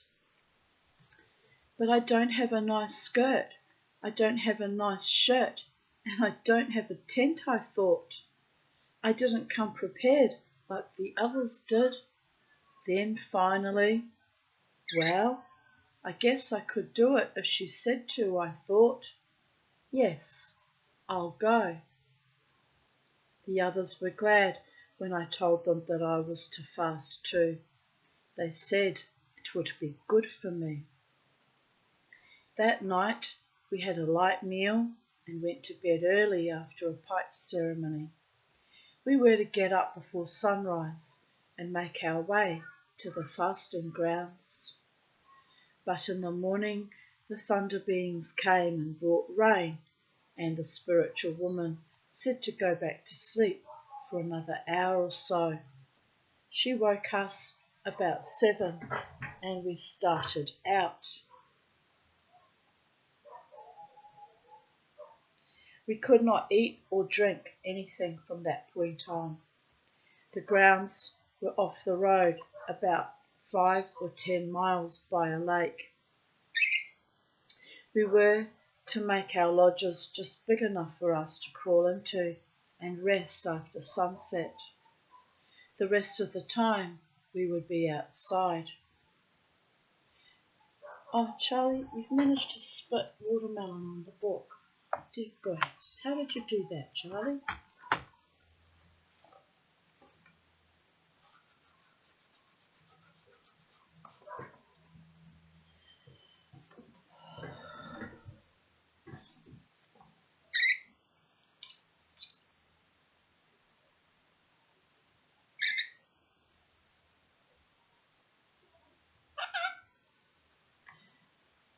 We could not eat. I'm really allergic to the scent coming in through the window. It's like, I'm like, oh, I feel really uncomfortable. But anyway, what can we do, people of Earth? Mama T must carry on. We could not eat or drink anything from that point on. The grounds were off the road about 5 or 10 miles by the lake. We were to make our lodges just big enough for us to crawl into and rest after sunset. The rest of the time, we would be outside. I brought sage, tobacco and matches along. I always had a bunch of that with me. I didn't have a tent and I was busy making my lodge snake-proof. After I got the frame up, I began digging a ditch around the 3 sides of my lodge. My plan was to use the tarp that I'd gotten from one of the women to cover the lodge. I was going to make sure the ends of the tarp were snugly tucked into the ditch and covered with dirt so the snakes couldn't crawl in. I didn't know how I would be able to keep them from coming in through the doorway. I was frantic. Just as I was going to cry with fear, one of the women came to the centre of the sacred grounds and said, "I have an extra tent if anyone wants it." Marvellous. The universe always provides when you're meant to be in a situation. 2 other women needed tents too, but I was older than them and my needs came first. Boy, did the traditional value of elders come first work for me that day. It saved my life. After my tent was up and I was settled in, I went out to walk around. All of a sudden, a big horsefly flew right up to me at eye level and said so distinctly, "Hello," in a tiny voice. Oh, Charlie. I knew instantly that my fast was going to be good, that I was doing the right thing.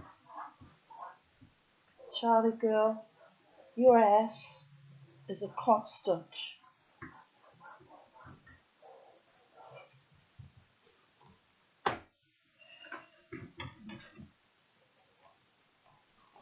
The first day was good. Around noon on the second day, it grew very hot and my mouth was beginning to get cottony. Dear goddess, my mouth would have been cottony halfway through the first day. Oh, fasting is so spiritually edifying. Like I used to do it for Yom Kippur.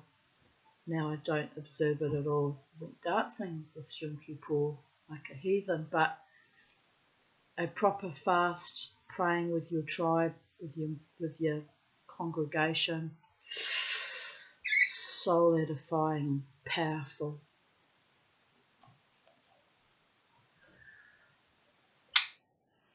Yes, Charlie. Yes, Charlie.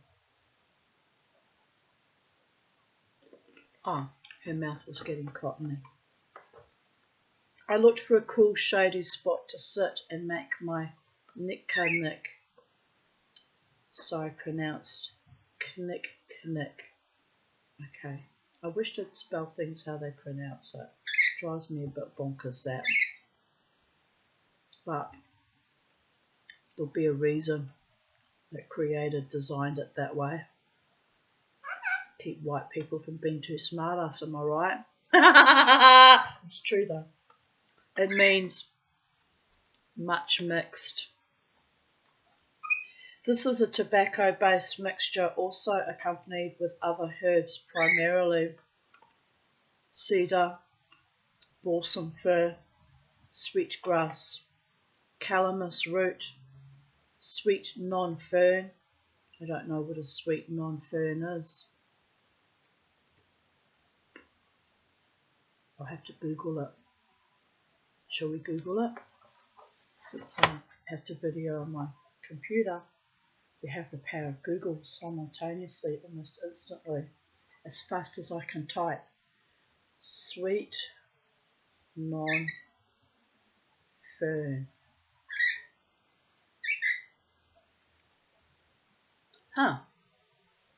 The common name is sweet fern or sweet-fern, though it is not a fern, or in Quebec, Comptonie voyageuse.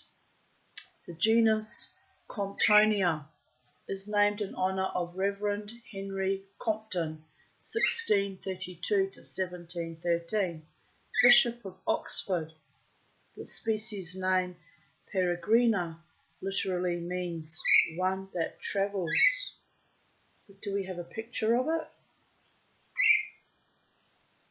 Right.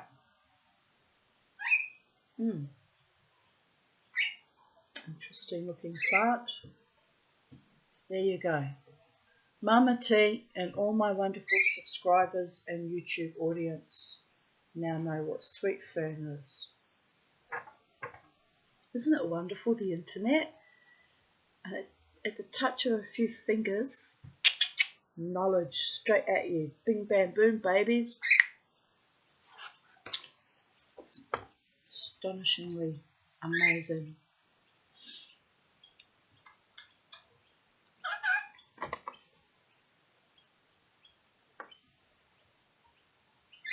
Oh, where were we? Sweet Gale. Don't know what that is either. Let's have a look at what Sweet Gale is. Mama T's a bit dumb, doesn't know lots of things, but that's okay because I'm learning, and so are you. Murica. Stop.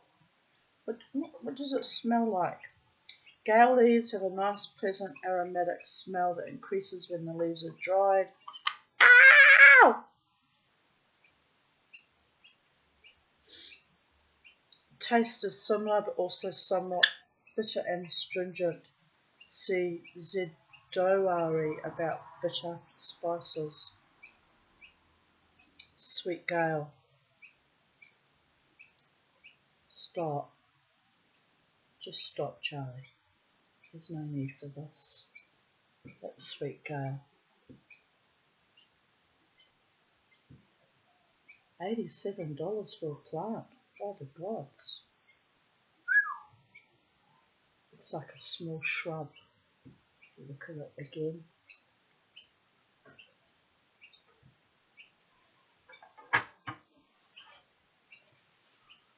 And mince.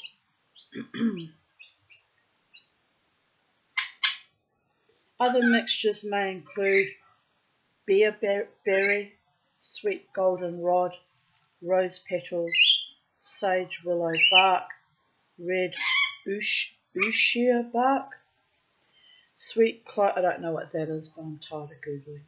Sorry, my knowledge only extends to how far my energy reserves want to go. Sweet clover, yarrow, and tobacco used in sacred ceremonies. So, I looked for a cool shady spot to sit and make my knick that I had started the evening before.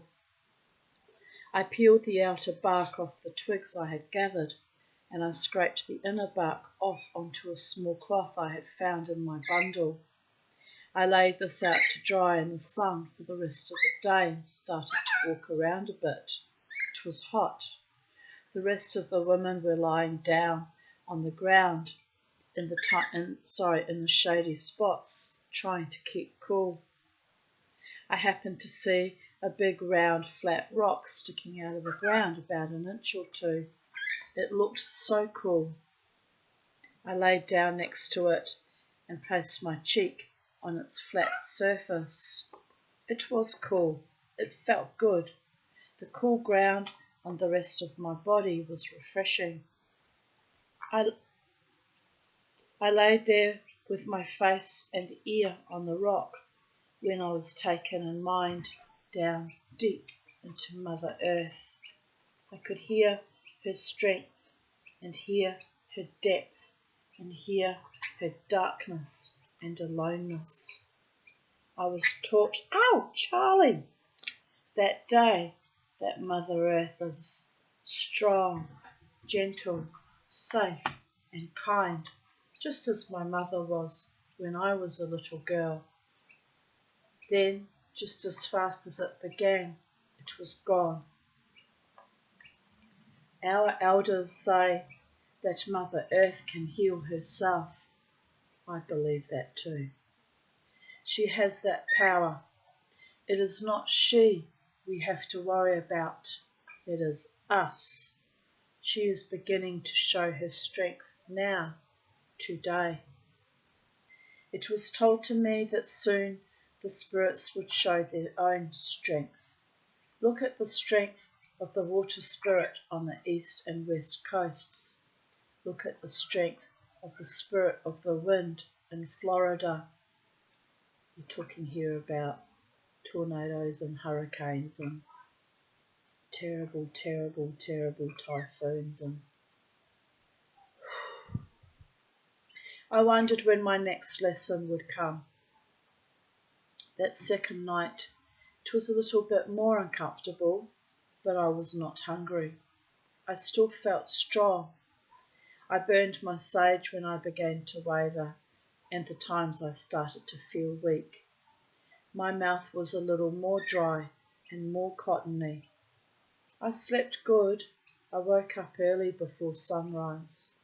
I lay there after I lit my sage and heard something out toward the road. I glanced out the door that faced east, and I could see the outline of the tall pine trees that surrounded our sacred camp. There was a small mound around these grounds that you had to step over to get inside the circular area we were in. I watched the sky get lighter and lighter. It was good to see the approaching of another good, warm day. All at once I saw a big man, a little shorter than the tallest pine tree, step into view. As she came closer to the sacred grounds, as he came closer to the sacred grounds, he hesitated. He had stepped onto the mound that surrounded the grounds and looked at our camp. He stood there with one foot on the mound for about a minute and was gone. I wasn't afraid of him. It was as if he knew he could not go any further because we were women, and to come in would disturb our holy place and our visions. I had heard of a big man in the stories of the Ojibwa. It was said he lived and walked north of Grand Portage. Grand Portage is on the northwestern shoreline of Lake Superior on the Minnesota and Canadian border. We met as a group every day at noon. I wonder if they're referring obliquely to Sasquatch then, when they said he was a big man, a little shorter than the tallest pine tree. Do they mean Sasquatch? I guess if they meant Sasquatch, they would have said Sasquatch, but I wonder if it's just kind of an oblique reference to him and they chose not to say Sasquatch. Someone put it in my comments if you know who Big Man really is, or if he's just a spirit man. But anyway, interesting thought. We met as a group every day at noon, lit a fire, smoked the pipe together and told of our spiritual experiences, if any. I told the woman I had seen this man and how big he was. The lady, the lady who had the lodge in back and a little to the right of me said she was up early that morning too. She said she was looking at my lodge because there was a bright light glowing from my lodge. She asked me if I was using my flashlight that morning. I told her I didn't have a flashlight. She said, I'm going to watch you the next few years because you are going to be doing great things. Chosen. That evening was cool and rainy. What a relief! The Great Spirit looked down on us with pity and gave us refreshment and bathed our bodies with his rain. The morning of the 4th day, the women were talking of going back in. The spiritual woman had sent someone out to our camp to check on us each day in the early afternoon. They expected the runner that morning and were planning on going back to the house with him. I had to finish my knick-knack. I had made a couple of woven willow baskets too. 2 more women said they would go in. They were looking at me and another lady for the okay. I told them I didn't feel ready yet. Another woman was lying on a big rock, her face to the sun, with a cloth, over her face for shade. She looked very tired and warm. She was not sure either if she had completed her fast.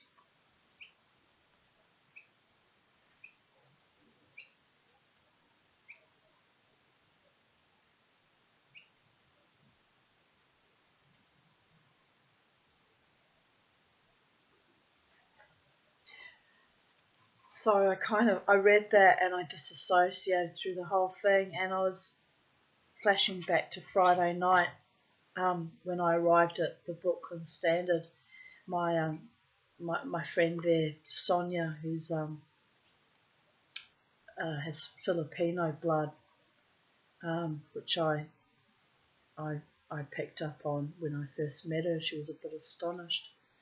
And anyway, when I arrived, she screamed with delight at seeing me, And I was flashing back thinking, why did she scream with such delight? Because she sees me fairly regularly at the Brooklyn Standard, although she hasn't been for about a month. And she said she hadn't been, which is correct, hadn't seen her there for a while. But yeah, just the sweetness, the squeal of delight when you see someone that you really like and or that you admire or that you respect or that you care for. It was flashing back to me and how I kind of just rose above it and kind of ignored it in a way. Not like out of arrogance or pride, but just didn't want to make a big deal about people screaming with delight that I'd arrived. But I just realised now, and it's just flashed back to me how delightful that actually was. She's a very sweet woman and danced with me most of the night till she left. She left earlier than I did. And she was only drinking Coca-Cola all night, no alcohol. And yeah, a sweet soul. And so yeah, I was disassociating and flashing back to that. And, yeah, find your vibe, find your tribe, am I right? It's I'm very much loved in that club, and it's astonishing at times because I've never been loved like that before, ever, not even in my family of origin. So it is astonishing and delightful.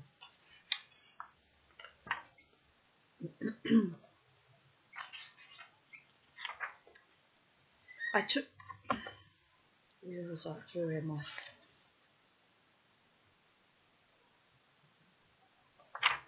I took another walk around the camp area, and again a horsefly came at me face to face and told me in a deep voice, "Go on in." With that I knew I was done. I went back to tell the women and found them talking seriously to one another. I joined in and sat next to our spiritual helper while another woman came to sit beside me. She was having a very hard time. She was very angry. She could not smoke, and that made it harder for her. As she sat down, I got very weak. My heart started to flip-flop around and beat real fast. I got my sage and lit it and started to pray real hard. I cried too. After I got through and my heart settled down, I told the women how I found out how strong and crippling anger is, and that we should be very careful where we take our anger. If we take our anger to someone who is sick, we can do them more harm. I found the difference between peace and conflict. Do not let the sun go down on anger, which is very good advice, by the way. Don't go to bed angry. Resolve it or decide to. Put it aside. Pick it up the next day if you have to, if you're in battle mode. But don't spend the whole day angry. Don't spend your nights angry. Father gods, I need more water. I'll be back.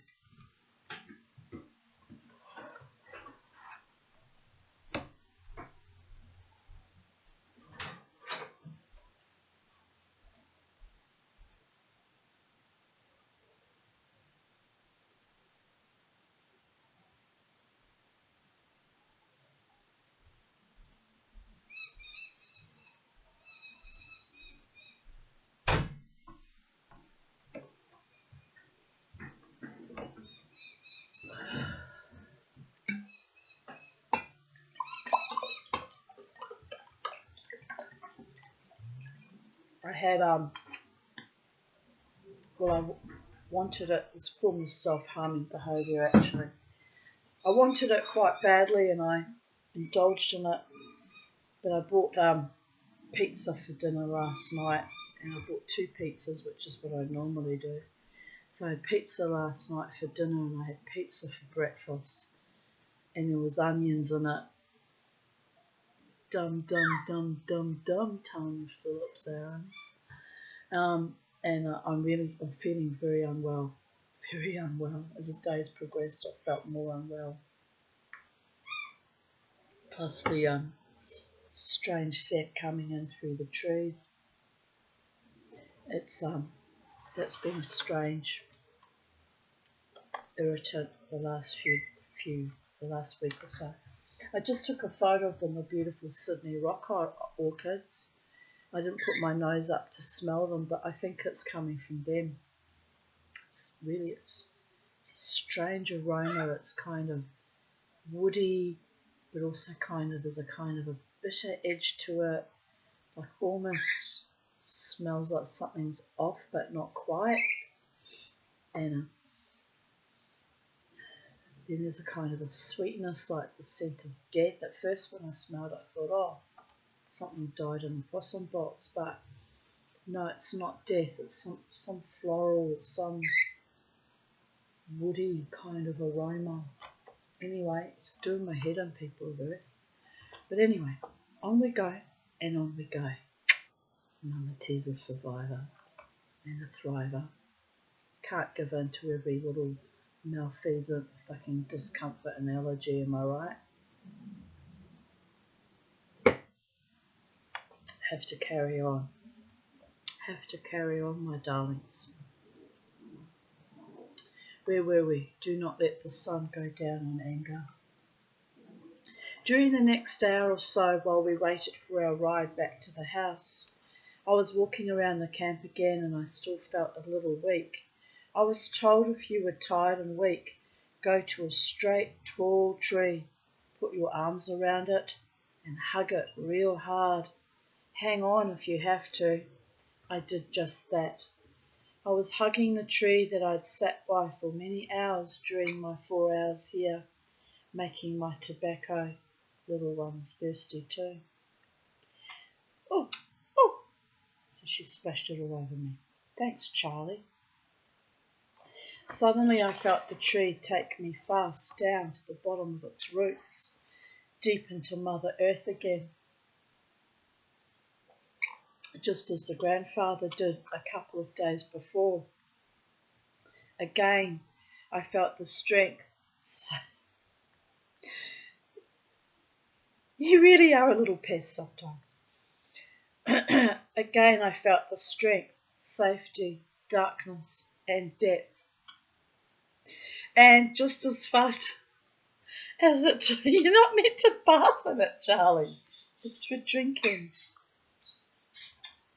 Oh, that was the king. That was the king parrot. Haven't seen him for 3 or 4 months or more. Oh, we missed out on seeing the king parrot in the garden, Charlie.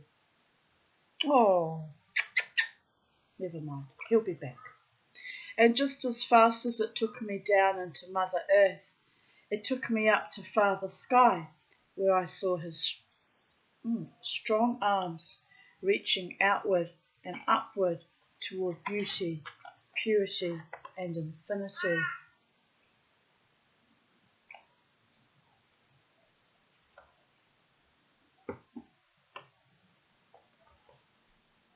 Instantly, I remembered something that an elder said. When you can see the direct line from Mother Earth to Father Sky, you will know the sacred meaning of life. Yes, my darling. I did not have a chance to cook, sweep, and get things ready because someone was doing those things for me. I could not gather grandfathers because he was busy teaching me. All those things I wanted to do for my sisters, things that would make me feel needed, were done for them by someone else. I did not crawl back all week, my tongue hanging out from thirst, or skinny from the lack of food. I walked around helping the women get the food ready. We were laughing, hugging each other, and sharing the silly things we did because we didn't know any better.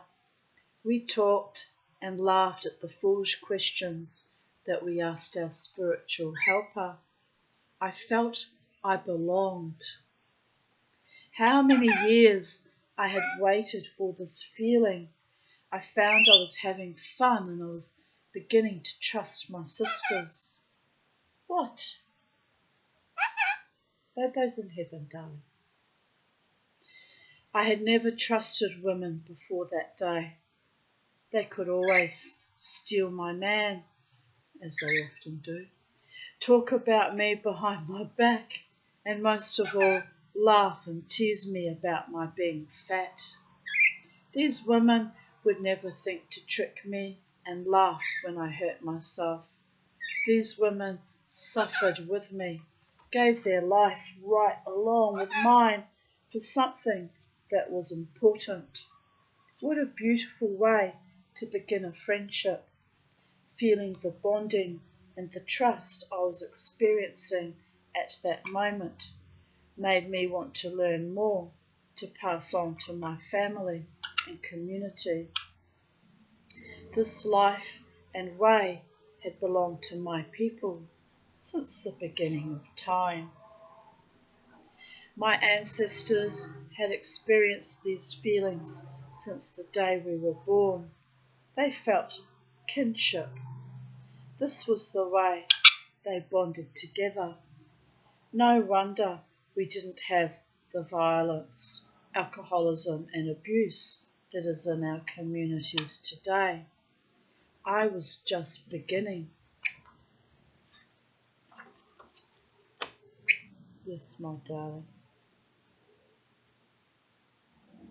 Being safe, having kinship, somewhere to belong, and real love in your life, even if it's just platonic love, is a great, great gift.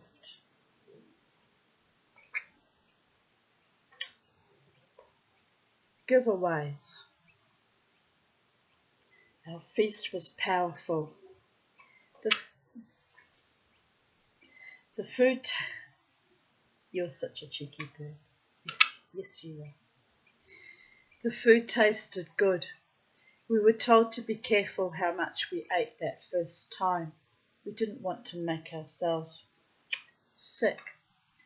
First we were given medicine water, moose meat, wild rice and berries.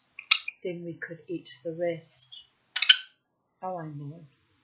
You were such a good birdie. After we had our fill of food and the food was put away, the women got out their beautiful handmade gifts and began to pile them on a blanket in front of them as they sat in a circle facing each other. They were ready for the giveaway. I looked around at the gifts I had gathered. I had found a couple of pairs of beaded earrings, a beautiful beaded covered writing pen, and a brand new copper bracelet in my overnight bag that I had forgotten about that had been given to me over a year ago. Ouch, Charlie. We had a nice pretty Indian design blanket. Sorry, I had a nice pretty Indian design blanket.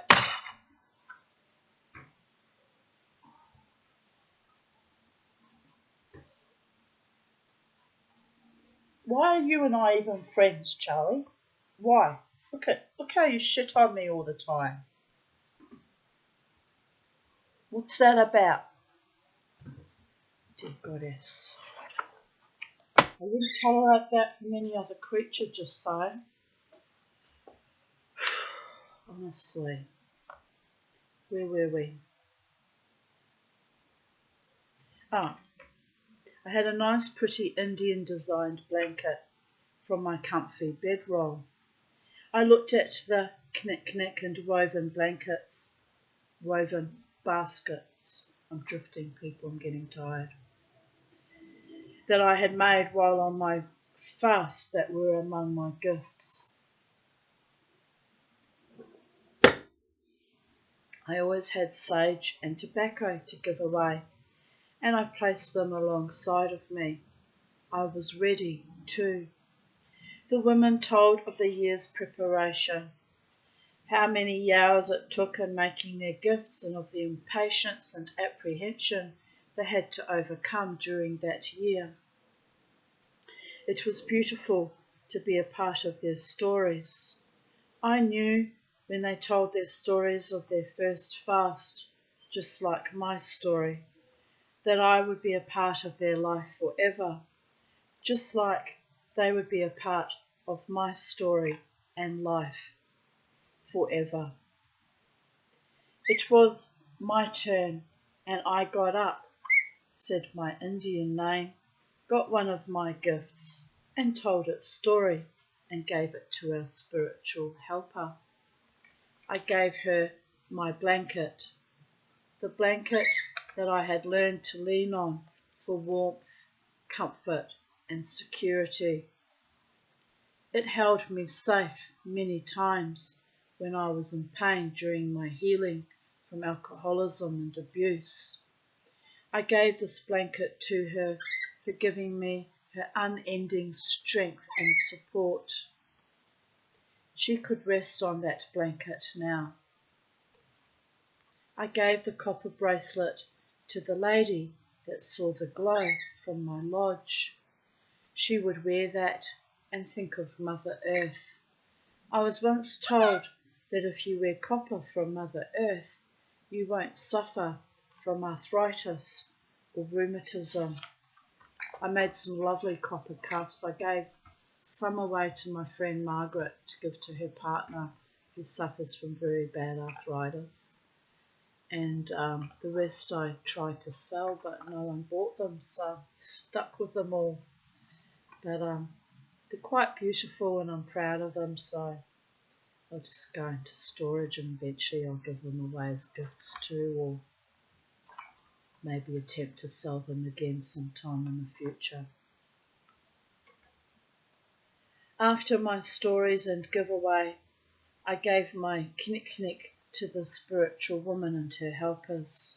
I said, As I made this old-time tobacco, I thought of how good the aroma would smell to the Great Spirit, because I had my good thoughts with it. I asked the Great Spirit to answer the prayers that were smoked with this tobacco. You as medicine people never ask anything for yourself. You are always giving to everyone else. This tobacco is for your own personal use. I got the answer to my dream during the last hour of the feast. I had dreamed I was standing there and a spiritual man's face was up close to my face, and he was saying an Ojibwa word to me over and over for 4 times. Then the spiritual woman's face was close to my face, and she said the same word 4 times. Over and over they did this. It's hard to explain this word. It is the last word that is spoken at the end of songs, at the end of midday ceremonies. This word told me that I had done the right thing. I did good. Me, you, and means done. About the author, English name, Mary Ellen Baker, spiritual name, Neogishik Guikwe, pronounced Neogishik Guikwe, was close. Translation, Woman of 4 skies. Neogishik Guikwe was born and is currently residing on the Luck Court Ore Ojibwa Reservation in Wisconsin. She is a member of the Luck Court Ore tribe and is a full-blooded Anishinabeg. She is a first-degree Midiwiwin woman and carrier of the sacred pipe. She has 4 daughters and 9 grandchildren. She's truly blessed in that way.